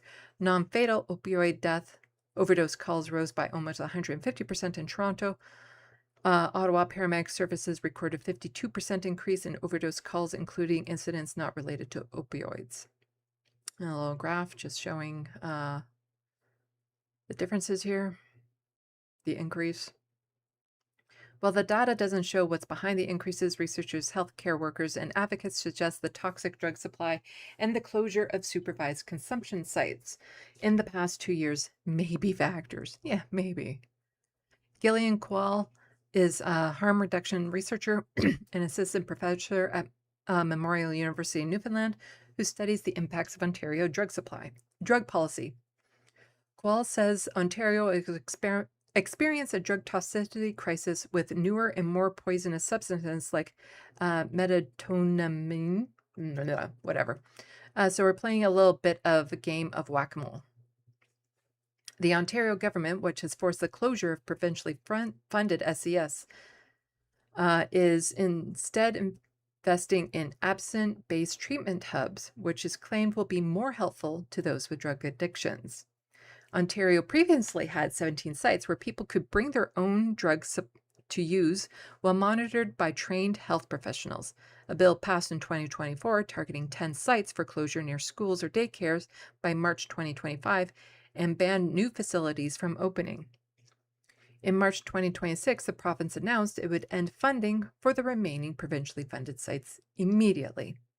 The last such site closed in Toronto last month. However, 3 privately funded sites run by Street Health, Kensington Market Overdose Prevention Site, and KC House are still operating. Most former provincially funded sites chose to convert to Ontario Homeless and Addiction Recovery Treatment, HART hubs, instead of closing altogether. The hubs ran on an absent-based model, offering treatment and recovery service rather than a supervised space to inject or test drugs safely. Matt Johnson, a longtime harm reduction worker with Street Health in Toronto, said every time a site has shut down, he's seen calls for EMS go up dramatically, while privately funded Street Health has also seen more spike in drugs in supply. EMS is fantastic, like not a slight on them, but they can only get there so fast, said Johnson. One of the things the sites of all sites do is connect people to healthcare, but in a slower, more non-judgmental way, where it can happen at people's pace and we can connect people with healthcare professionals that they can feel comfortable with. So they also go into how some people are afraid to go to heart hubs because it is an absent-based policy, because some people might not feel ready to go that far. Where was that?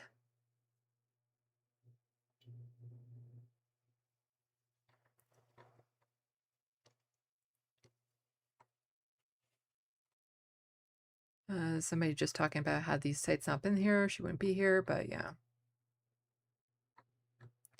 Anyway, I'll toss this into the sandbox, but we all knew that this was going to happen. We knew.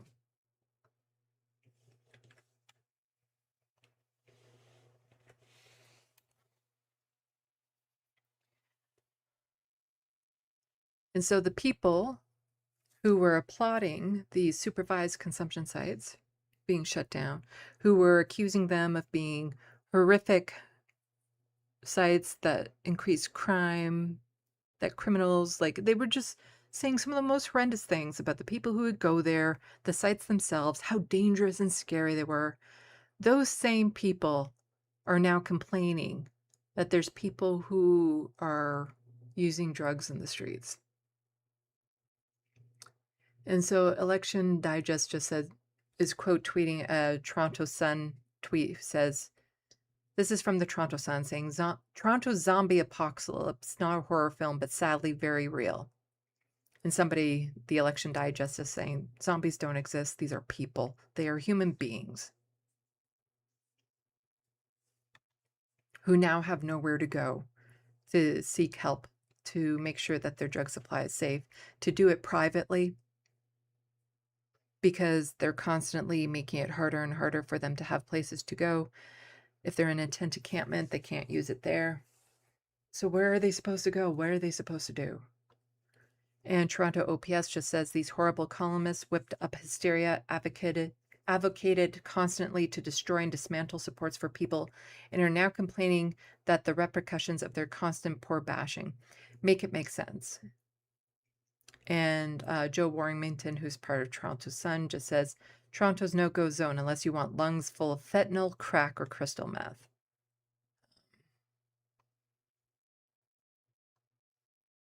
And this is just part of the poverty porn that they like to do. But you get rid of supervised consumption sites, make it so they can't even go in their own tent to use it. What do you think is going to happen? Addictions are getting out of control because, you know, the quality of living with poverty, if you are mentally well balanced before you go onto the streets, you do not remain that way. And a lot of people turn to drugs as a way to medicate themselves and escape from the horrid situations that they're in. Addictions are on the rise because of the material circumstance deteriorating. This isn't the only type of addiction. Another type of addiction that is on the rise right now, especially with young men, gambling. So what does Ontario do? Ontario Gambling Helpline struggling under weight of new calls low funding. Underfund, one of the only supports that they have. Wait, I got it. Until today, bet mode activated. You could do it, but not without... Yeah, so Ontario has now legalized online gambling and is not funding services to help it and encouraging it, actually. Encouraging people to go online and gamble. Just like Doug, you know, wanting people to gamble and drink away their problems so that they don't blame him. It's disgusting. The amount of suffering and death that man is responsible for, and I don't think he will ever be held accountable for it, and it makes me sick that a man that grotesque can get away with all of this. some risk. Now, legal online betting has come to Ontario, and the province is about to take its cut. The message for Ontarians is they can now do this legally. It's all above board, and this money is now being taxed. It's now coming into the public coffers. We were losing billions of dollars to offshore companies operating here for decades with impunity. How dare all these other companies make money and we can't? We should be able to exploit people too so we can make more money. Casino games and sports betting available to those with access to a computer and the money to wager. Operators have to apply to the Alcohol and Gaming Commission of Ontario for a license. They have to be approved by iGaming Ontario, which is another provincial body, and now they're going to operate under oversight. Premier Doug Ford is all for it. This is a good thing.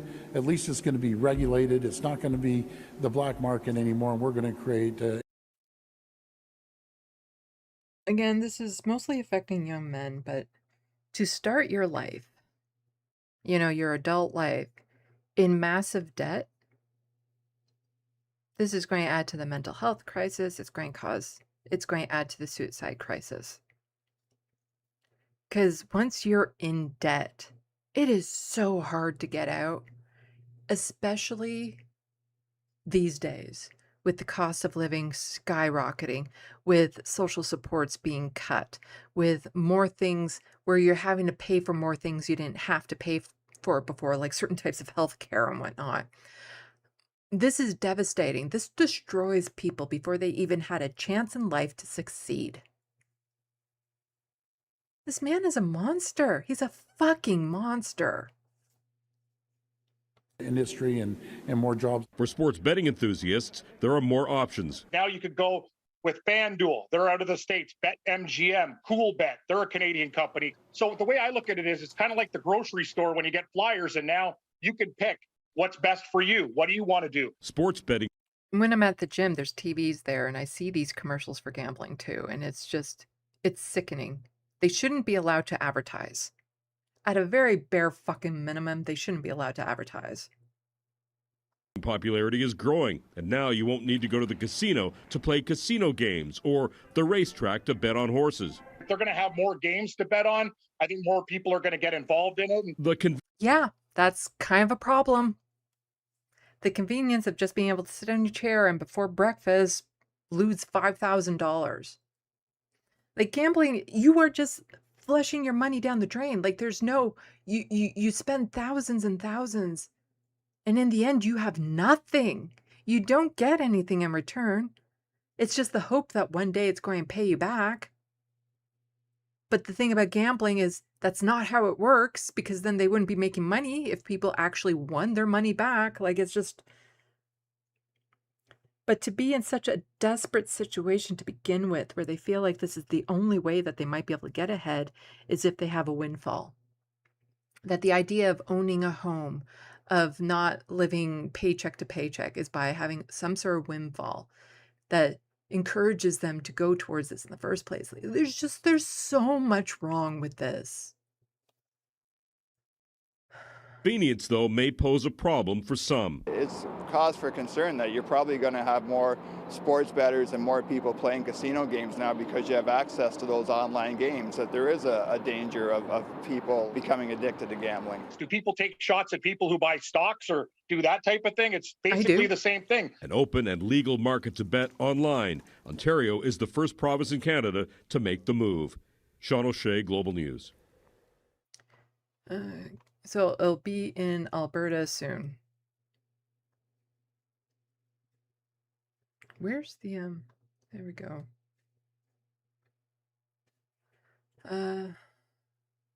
So a nonprofit agency that runs, oh, and this is from Global News, this article and stuff. A nonprofit agency that runs Ontario's 24-hour problem gambling helpline says the lack of funding means it's drowning under the wave of new, more complex calls for help brought on by more open betting market. Connex Ontario, which offers listings and advice services for people struggling with gambling addiction, says the number of calls it has received exploded. In the 2019-2020 year, the community service says call takers had a total of over 90,000 interactions, and the average call lasted just under 8 minutes. By last year, the number had jumped to over 150,000 interactions and calls that lasted 12 minutes. almost 12 minutes on average. Our staff is seeing more demand on our service. The calls are changing. There's more complexity with the calls. Nuran Kaur, the executive director of Connex Ontario, told Global News, people are requiring more supportive listening, more understanding about the mental health and addiction sector, more education, more ability to follow up with them, as well as help set them clear expectations in what to see when they want to access care. The increase in calls appears to have coincided, at least in part, with the liberalization of gambling in Ontario. Let's see. Are you seriously not going to put the number for people to call in this article about it, Global News?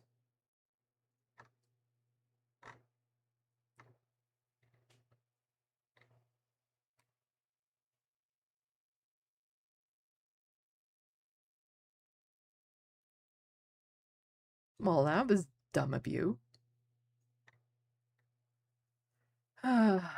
Anyway, I'll toss this link into the SandBox. They're literally not putting the number in there for the 24-hour. Let's see if this.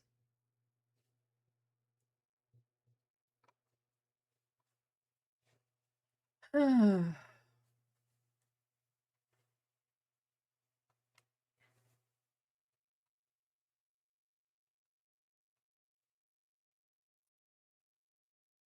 see.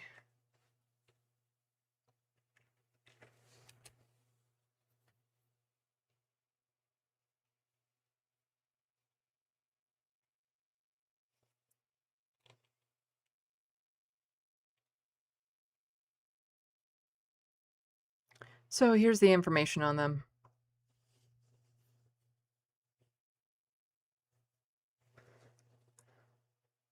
I will toss this into the SandBox once it becomes available to me.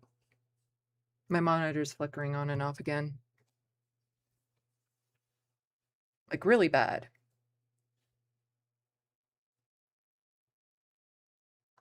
There.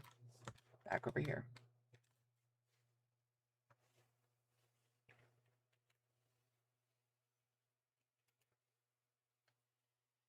So if you need help, the number is 1-866-531-2600. You can also text them and live chat with them on this website. Moving on. So Tina Yazdani, a wonderful journalist for Trillium, says education critics are accusing the Ford government of accounting tricks instead of real investments after we reported the majority of the promised 1% boost to core education funding isn't new money. About 74% of the increase in money is shifted from existing education programs.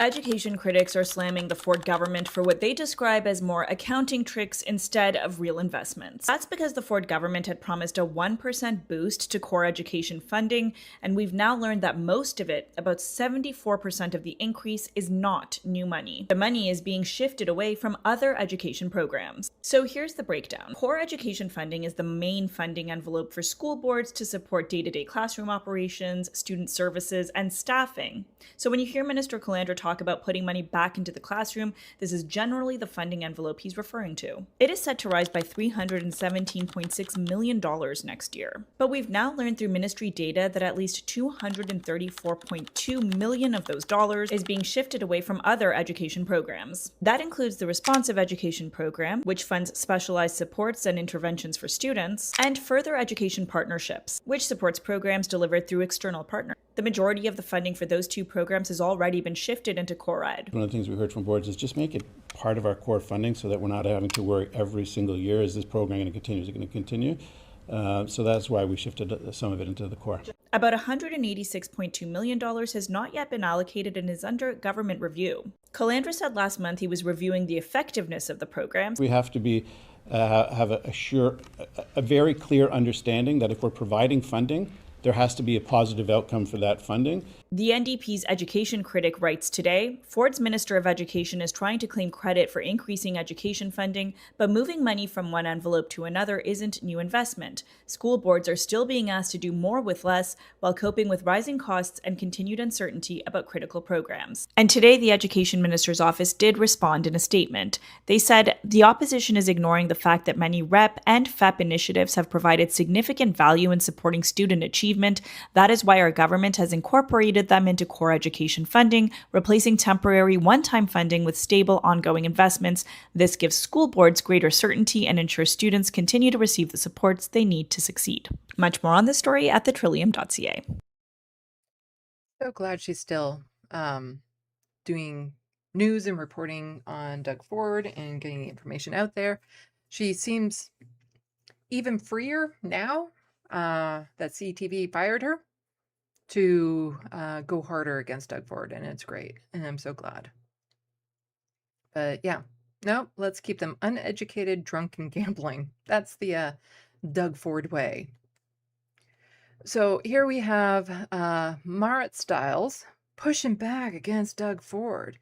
But Emily here is just quote tweeting this, saying the max ODSP for a single person is just over $17,000 annually. Doug Ford spent the equivalent of what a person with disability are supposed to live on for an entire year. Rent, utility, foods, hygiene, clothes, everything.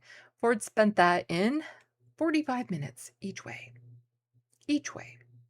And what is she talking about? This.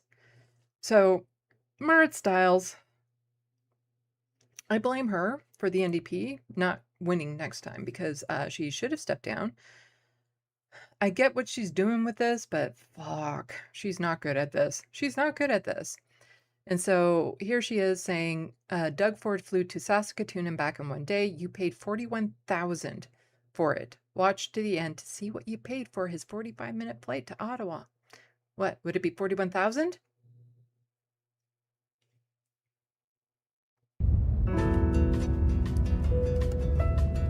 So I'm not actually on a private jet. No. But you know who wishes he was? Doug Ford. We all know he tried to buy himself a $29 million jet, but did you know he... Oh, she was fired from City News, not CTV News, says Matthew. also charged you $143,000 to fly private last year. Let me break it down. Break it down. Smash the glass. $41,000 to fly to Saskatoon for a meeting he flew home from the same day. $54,000 to fly 6 people to Alberta, and my favorite, $17,000 to fly to Ottawa. $17,000 to Ottawa. Yeah, $17,000 to Ottawa. That is the yearly, just under the yearly income of somebody with disabilities. Doug Ford can't bring down the cost of your groceries or your mortgage, but he sure brought up the cost of his flights. So listen, Premier, on behalf of all taxpayers, get real. Cut.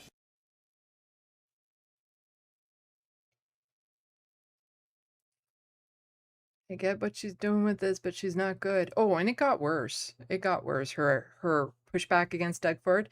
But we'll start with another Tina Yazdani video because she says, new today, NDP leader Marit Stiles marked 1,000th day of the Greenbelt investigation with a cake. I'll pause it when we get there, but my thoughts on that is like, really? Anyway.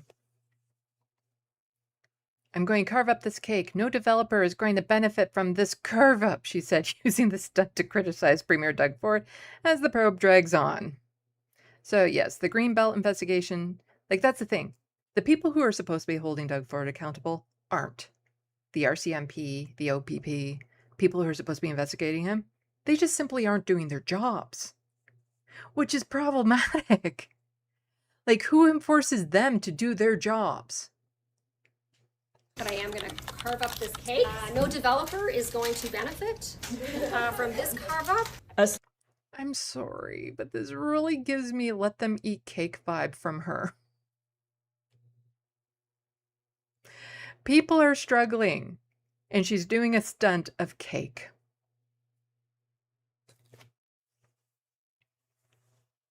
Let them eat cake, Margaret Stiles. She's just...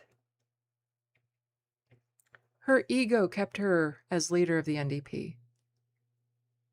As far as I'm concerned, she's just as responsible for Doug Ford as the voters. Like, it's just...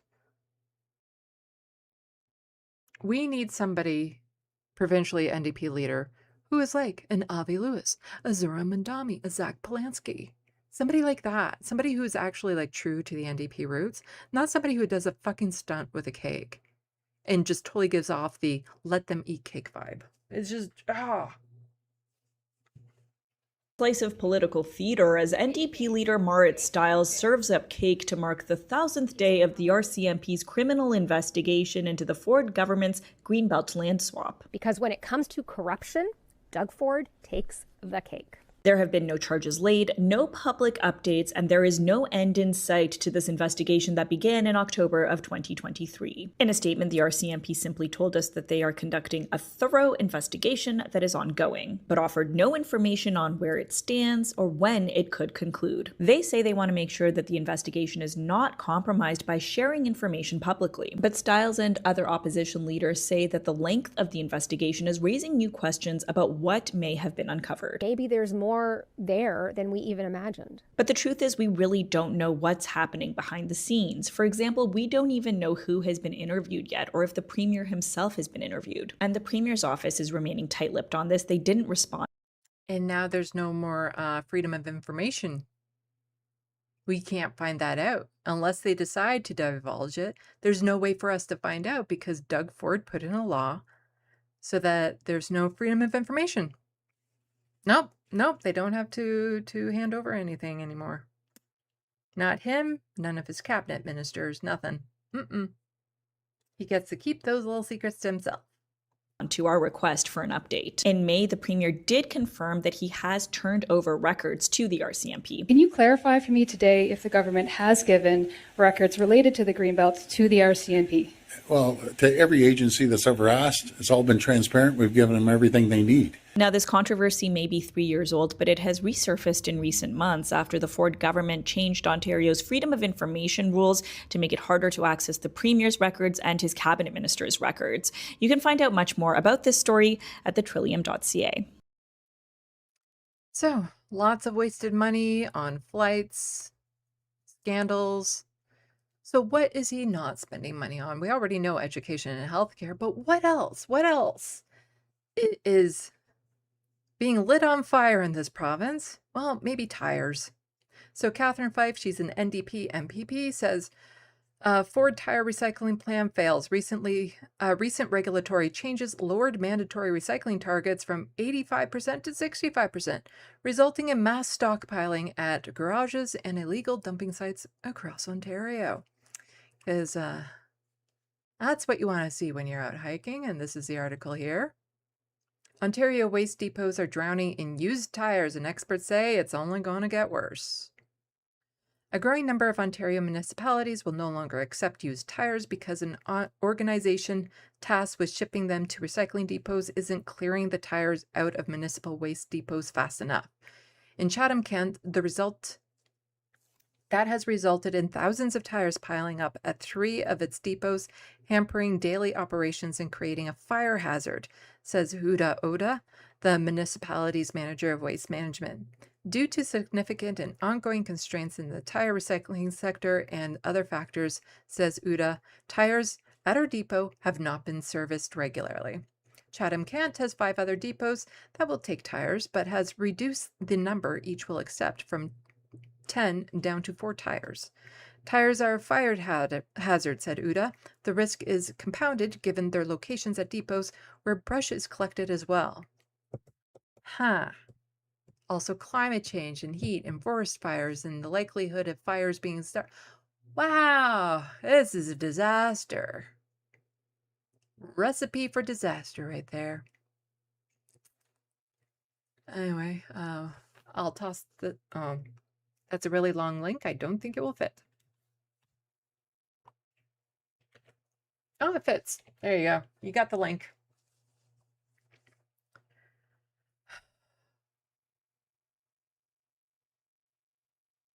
Well, at least we still have water. You know, nice clean water here in Ontario. When the fires start, we can just all go, let's just jump into the lake. You want to jump into Lake Ontario with me? You know, all this heat and stuff like that.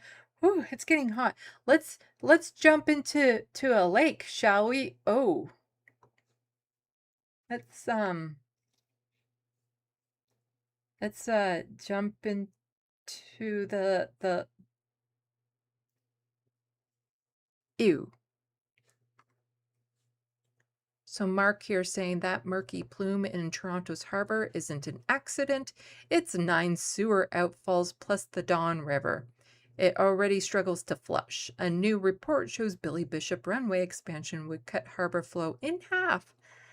Time for public summit on the waterfront. Mm-hmm. Ew.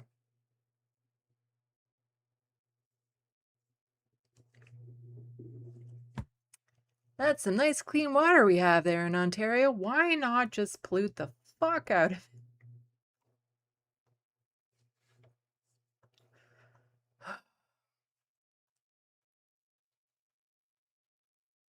Billy Bishop Airport should also not be expanded. Blah, blah, blah. Anyway, I'm just looking at the next docket. It's super short, so I'm going to just scooch right into it, and then we can chill out, relax a little bit. There we go. And I'll close that tab. There you go. So, yeah. Jamel Giovanni, I covered this a bit last week, hates gay people.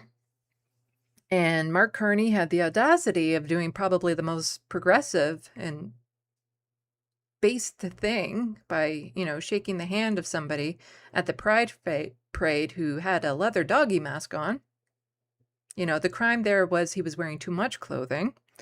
And Jamel Giovanni is like, oh no, how dare he? Why is Carney taking pictures with half-naked dudes in pervert costumes while kids are around? He should explain himself. And this is the Restore the North guy. Yeah. Well, he's not letting it go. He's on this like a dog on a bone type thing where he wants to exploit this, blow it up into something that he can, because how dare Mark Carney do something halfway decent. That at a Pride Parade, somebody had a leather doggy mask on. So if he was just dressed in shorts, would it be fine? You know, maybe something like this? Because there's Jamel Giovanni, as the serfs point out, with a half-naked dude. You only hate them because they're gay. But here we have BC political leader criminally charged after rainbow crosswalk vandalized. So lots of politician and politician-like people in this country hate gay people, hate queer people. 2 men, including a BC political party leader, are facing charges after a rainbow crosswalk in Surrey was vandalized. 58-year-old Amrit Beering posted a video to social media of himself and another man. Like, really, does that make you feel macho? Like a man taking black spray paint over a rainbow? You know, is it that offensive to you? To see this rainbow that you feel the need to spray it over with paint? Such a fucking snowflake. spray painting a pride crosswalk at the intersection of Old Yale Road and University Drive back in May. Beering, who is the leader of the Freedom Party of BC, was arrested and released with conditions a week later. On June 26th, Beering and 67-year-old Errol Pova were formally charged with mischief over $5,000. Police say Pova defaced the same crosswalk again the day after the charges were approved, an act that was also captured on video and posted online. So 2 men accused of vandalizing Rainbow Crosswalk in Surrey during protests are now facing criminal charges, police announced Monday. So Beering, who's the leader of the Freedom Party of BC, was arrested and released on undertaking conditions a week later, an event he also posted about online. In an interview with the Canadian Press, the 58-year-old said he did not view the act as vandalism and that he was sending a message as a form of activism. Just a bunch of hateful people. Well, it's getting harder out there for queer kids, for, you know, we are backsliding when it comes to LGBTQI+. We are backsliding. Because here we have the OCDSB board, which just to me sounds funny, the OCD school board. The OCD school board. Out of touch for sitting out pride parade, says elected trustee. Despite marching in past, school district now says August pride events don't fall within school year. Suddenly it's different for some reason. Donna Blackburn was the first openly gay trustee in OCDSB history. She helped push for the school district to march in its first Pride Parade in 2011. She says it was an emotional moment. When people in watching the parade saw that school bus come down the street, people were literally crying. That's the impact we've had, and that's the impact we have continued to have. And don't forget, the OCDSB has led the Pride Parade several times now. So there's an expectation in this city that when the Pride Parade starts, you know, that there's a big yellow school bus at the beginning of it, students and staff and families carrying the big pride flags. But she's learned that won't happen this year, as the OCDSB plans to sit this parade out. A spokesperson told CBC that during the month of June, the OCDSB recognizes Pride Month in its schools. The city of Ottawa recognizes Pride Month during the month of August. These events do not fall within the school year for our students and staff. Blackburn doesn't buy that. The school year starts with a PD day, just one day after the parade, and the board's first trans trustee doesn't buy it either. They canceled LGBTQ events in June. So if they're going to turn around and say we celebrated in June and then cancel things in like LGBTQ events in June, they're speaking out of both sides of their mouth. She means a drag storytime event at Muchmore Public School, canceled last month, allegedly for failing to align with the curriculum. Blackburn and Evans see a pattern. Capital Pride confirmed that OCDSB hasn't registered, but it still has a few weeks to do so. Capital Pride also questioned the OCDSB argument, saying that homophobia doesn't take a break for summer vacation. Usually, OCDSB is one of the parade's largest contingents. The Union for Secondary Teachers says it will be marching, and it's working on finding a school bus. There will be lots of us there participating and showing our affirmation for the celebration of the 2S LGBTQIA+. So as the Wild West is saying that the OCD SB is going to be in the Pride. So the board itself has canceled it, but people within it are still going to be participating and trying to participate. So people within the board are still doing it. It's just the board itself is opted out. Community and their rights, and encourage them to join us if they would like to. The OCDSB has been under supervision since last year. Blackburn, Evans, and other trustees have been sidelined as provincial supervisor Bob Plamondon runs the show. Decision. Blackburn says he and CEO Stacey Kay are out of touch.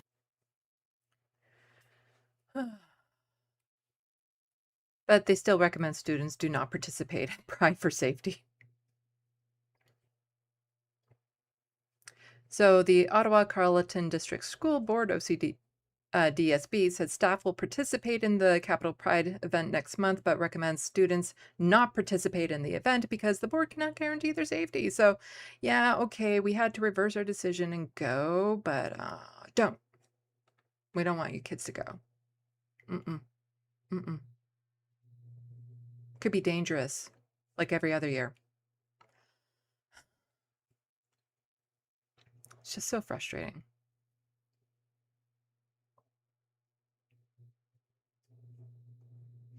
On Thursday, the board says position about participating in the parade has always been about safety. Mm-hmm.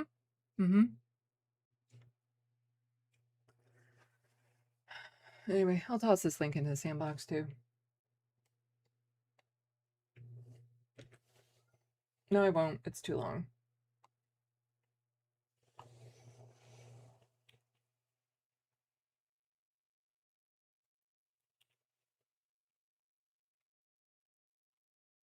But sure, force us to go in, make us reverse our decision, but then we'll just tell the kids not to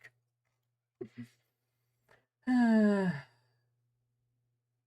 They're saying that the event itself would not be safe. Philip Blair, that they can't guarantee the children's safety at it, so therefore don't go. Unlike every other year. There we go. There we go. We're done. We're done.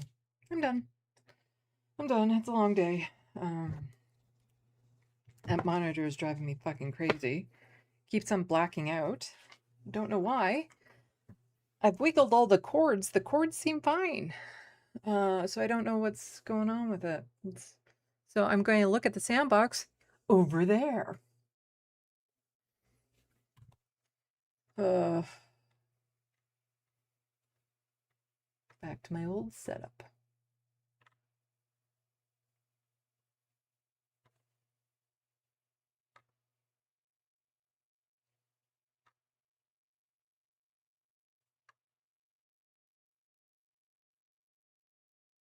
Okay.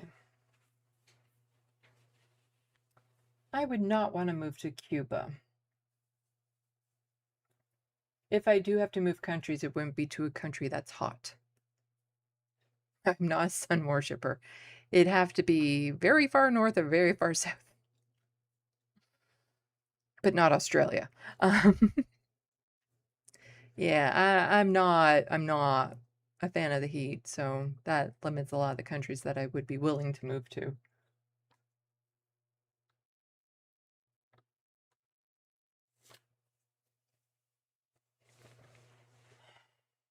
Philip Blair, school boards are bad enough. Are people trying to make them worse? Yeah, they want to break it again so that they can privatize it.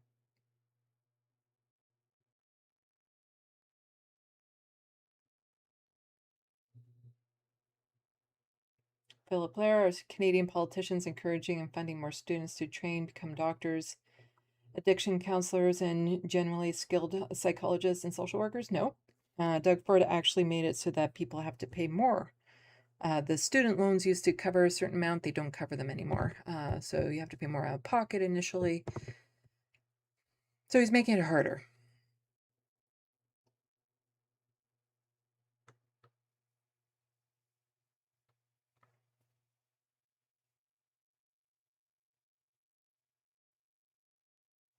Let's see. The Wild West, it should have a smoking. It should be like smoking, have a disclaimer on it, like want to destroy your life. Yeah, I don't think that's going to work with the gambling, though, unfortunately.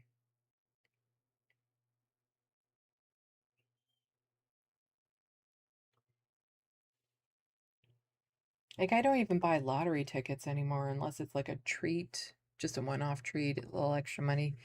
Whereas when I was first dealing with getting into debt and poverty, I used to buy them all the time because that hope of like, just have to scratch the right one and then I'll be okay, and then I'll be okay, I'll be okay.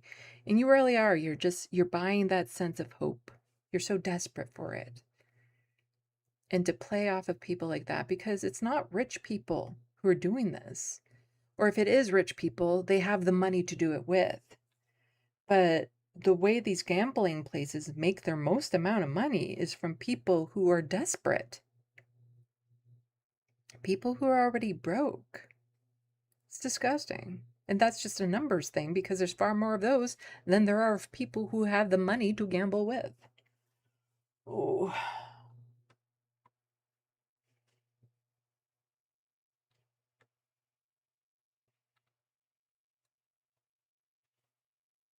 Matthew saying, fun fact, it doesn't actually cost $70K to fly to Toronto to Ottawa.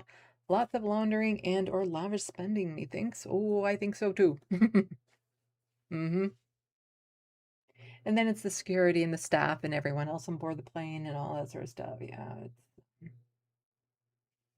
the Wild West. I flew Ottawa to BC for less than 500.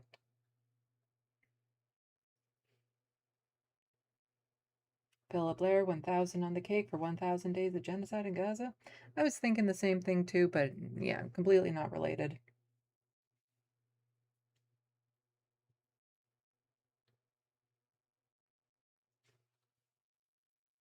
Philip Blair, I thought tires were really easy to recycle. I don't know how easy it is, but it is just a volume thing. Like if you don't have the resources to recycle them, it doesn't matter how easy it is. Looney Tunes. Ew, that's not what it looked like when I was in Toronto last year. Well, it would ebb and flow too. You know, depending on currents and rain and all that sort of stuff. So, yeah, it's not like it's necessarily going to look that way every time you go there, but it's going to become more common.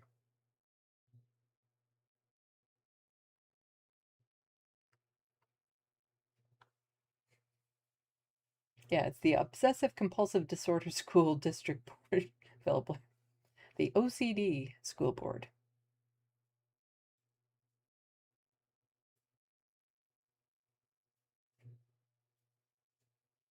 Philip Blair, how would you finish this sentence, Sandy? If they really cared about safety, they would.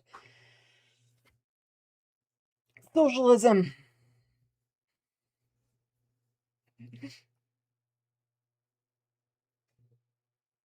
Socialism. Let's just full out make this a social commie state.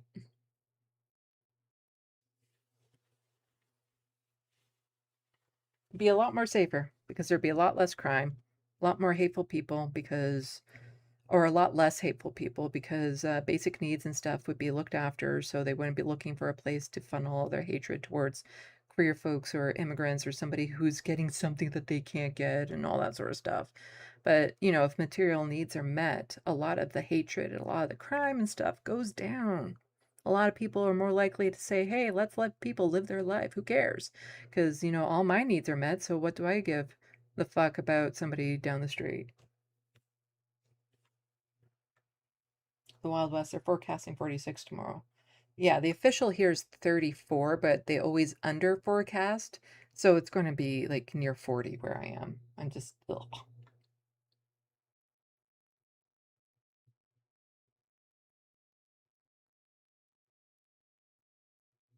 I don't think I have any actual Hassan Raiders Looney Tune. But yeah, the story about my cat. I'll preface it by saying he's fine. Cats do have 9 lives, apparently. Abernathy electrocuted himself. He did chew through a cord, a type of cord he doesn't normally go through, to a window fan that was on, and he electrocuted himself. And he screamed in a way that I hadn't heard him scream before, which got me over there in a heartbeat, and I didn't even understand what I was seeing when I first saw him. But he ran and hid, so, you know, it's not like if his heart stopped, it was just temporarily. Made a mess on the floor, that sort of thing, all puffed up. And then when I found him to make sure he was alive, he was doing like a snarl hissing at me. And I think he was just scared, because your immediate instinct, what you want to do is you just want to like scoop them up and hug them and tell them that they're safe and stuff like that. And you can't necessarily do that with cats. But yeah, He's okay. I checked for like burns in his mouth and stuff like that, and he's okay. But he wasn't himself for quite some time after that. I was almost thinking I got a new cat, that maybe his soul switched or something. But Lanier, I don't know what happened to him. Like it happened so fast, I don't know if Lanier was nearby. Like I even got a pretty bad scratch on my foot that I didn't even feel at the time. From when I first went over, and he then, because I thought he was like maybe stuck in the fan or something, because he was just kind of frozen in space while in place while spazzing out. And the fan had fallen on top of him. But I don't know if Lanier was near him at the time, was accidentally attacked by him, but Lanier was also scared and ran under the bed and hid there, and then his fur was all puffed up and stuff. And Abernathy started relaxing hours later. I didn't really sleep that night. But he started to relax. I was able to get him cleaned up and stuff. But then Lanier was acting like he was a new cat, like he didn't recognize Abernathy at all. So was hissing at Abernathy and stuff, but Abernathy was being really, really good about it. Almost like he felt bad for scaring him or something. I don't know.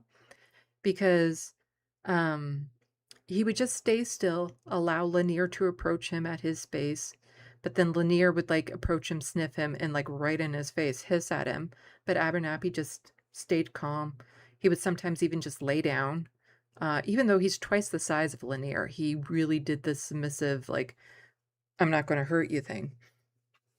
And it took a while. They weren't eating either of them for the first day. I changed where their food dishes were. That seemed to help. Abernathy started to eat before Lanier did, but Lanier finally did start eating again. But for days, Lanier just was acting like he did not know who this cat was. And Abernathy was acting a bit weird too. But finally, I think like yesterday, the day before, they finally started acting like themselves again. So they're both eating. They were playing again. They're not hissing at each other. Their routines are back to normal. Because for the first night, Lanier hid under the couch while Abernathy was on the bed. And normally Lanier sleeps on the bed and Abernathy sleeps on top of the couch. Because Lanier was just freaked the fuck out even the next day. So they're now more into their routines where Abernathy is sleeping on top of the couch, Lanier is sleeping in the bed. They're eating, they're playing. They seem fine, but my God, did that ever scare me? But really, really, they have 9 lives. Because yeah, that was a type of cord he never had really gone for before. And so then I had to spend more time tinfoiling even more cords that I'm now paranoid about. And then Lanier seems to have this like redo of wanting to eat things he shouldn't be eating, like foam. So he was eating foam that he hadn't eaten before. So I have to keep them in rooms away from him when I'm not here. And then he got his hands or his mouth on a surgical mask and ate one of the straps off of it. So he's going to be throwing that up or shitting it out at some point soon. Hopefully. It's just not a great week for them. Kind of put me on edge for the whole week, especially while they were still acting weird and stuff. But they seem to be okay now. It's just, oh.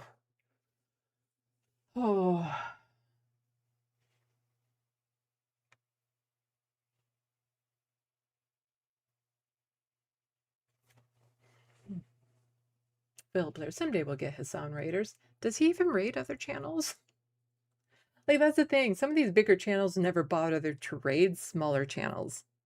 Because I know, I think the majority report has been raided by the serfs before, or vice versa. Vice versa, actually. So they'll raid other big channels, but I don't know if big channels raid smaller channels. I might have a comment about that in my video essay I'm working on for tomorrow.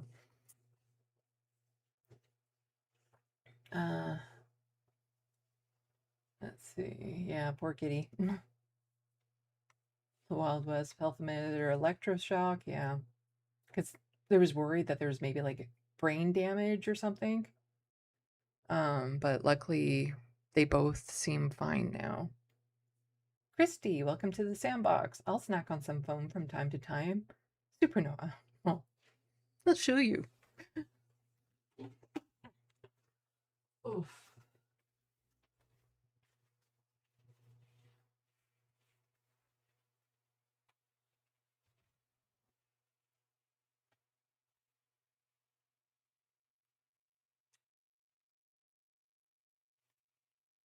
That's what he's doing. This is like a corn on the cob for him right now.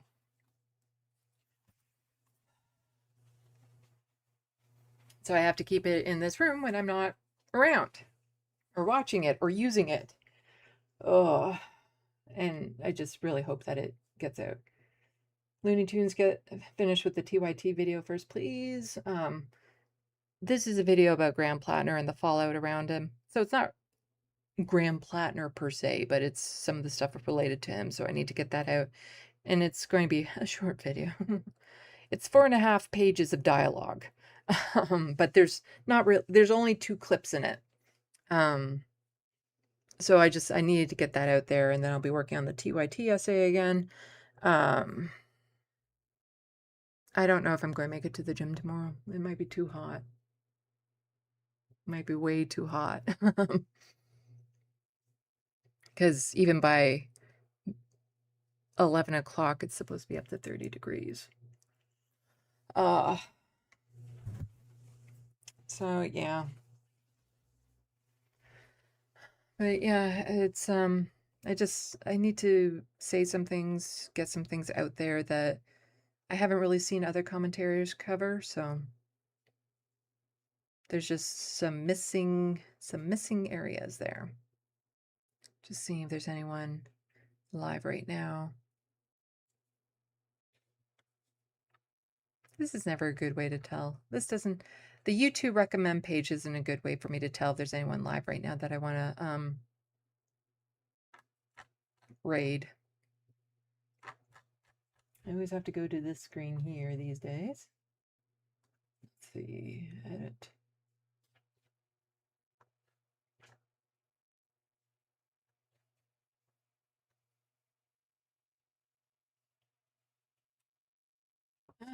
It looks like Pep Talks is live, so I'll raid Pep Talks.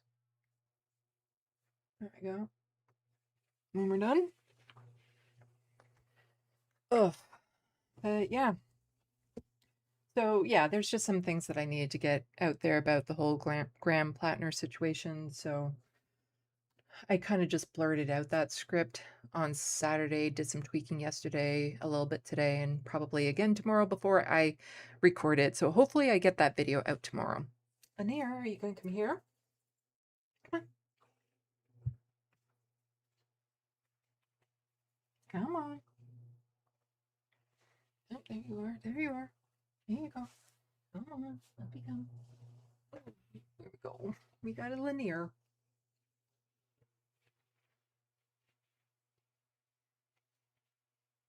Say hi to everyone.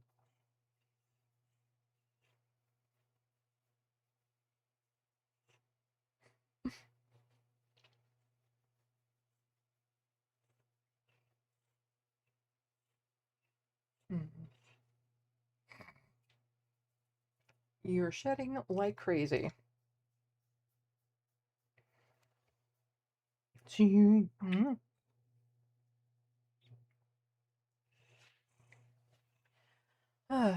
But yeah, so I have been working though on the TYT essay. I have got more work done on it.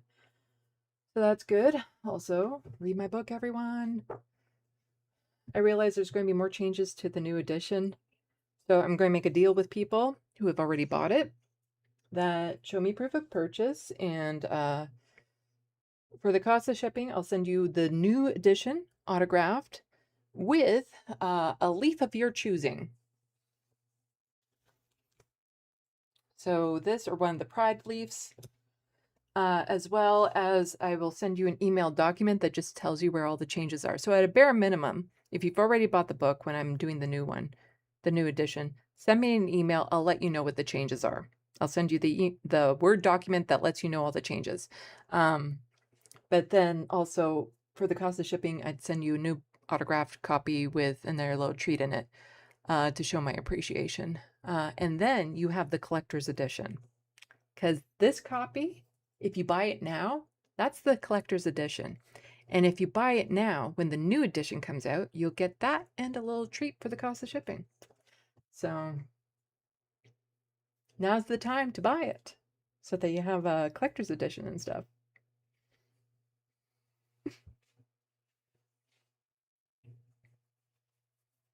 Yeah, you love your face scratched, don't you?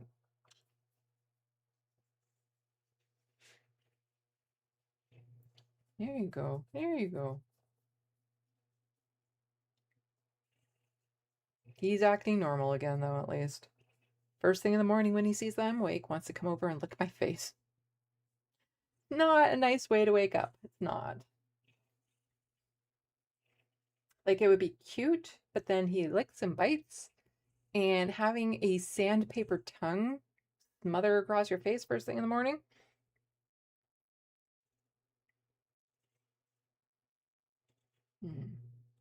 But so Wednesday, this space, I'll probably be here, so check that out. And then the next news live stream should be on Sunday, you know, everything going well and whatnot. So check that out. And also, the video that I'm doing about the whole Plattner stuff will be posted late tomorrow or Wednesday morning. So keep your eyes open for that. But I need to go have dinner and stuff. So I think with all of that. Oh, right. I haven't done this. Here we go. Sign offs. There you go. Do all that. You know this. You know the routine. You guys are great. Thank you, mods. Thank you, people who have helped out financially. I super appreciate it. If you become a member here or on Patreon, super appreciate it. People who have helped out buying things from the Amazon wish list, always helpful. Buying the book, always helpful. But thank you everyone for liking, share, let other content creators know I exist. All that sort of stuff. But yeah, wouldn't be here without y'all. So we've built a great community. With all of that. Good job here. Oh. Go. Salut. À la prochaine. Thank you for watching and stay tuned. I'm Sandy. This is Lanier. Wishing your tomorrow is better than your today.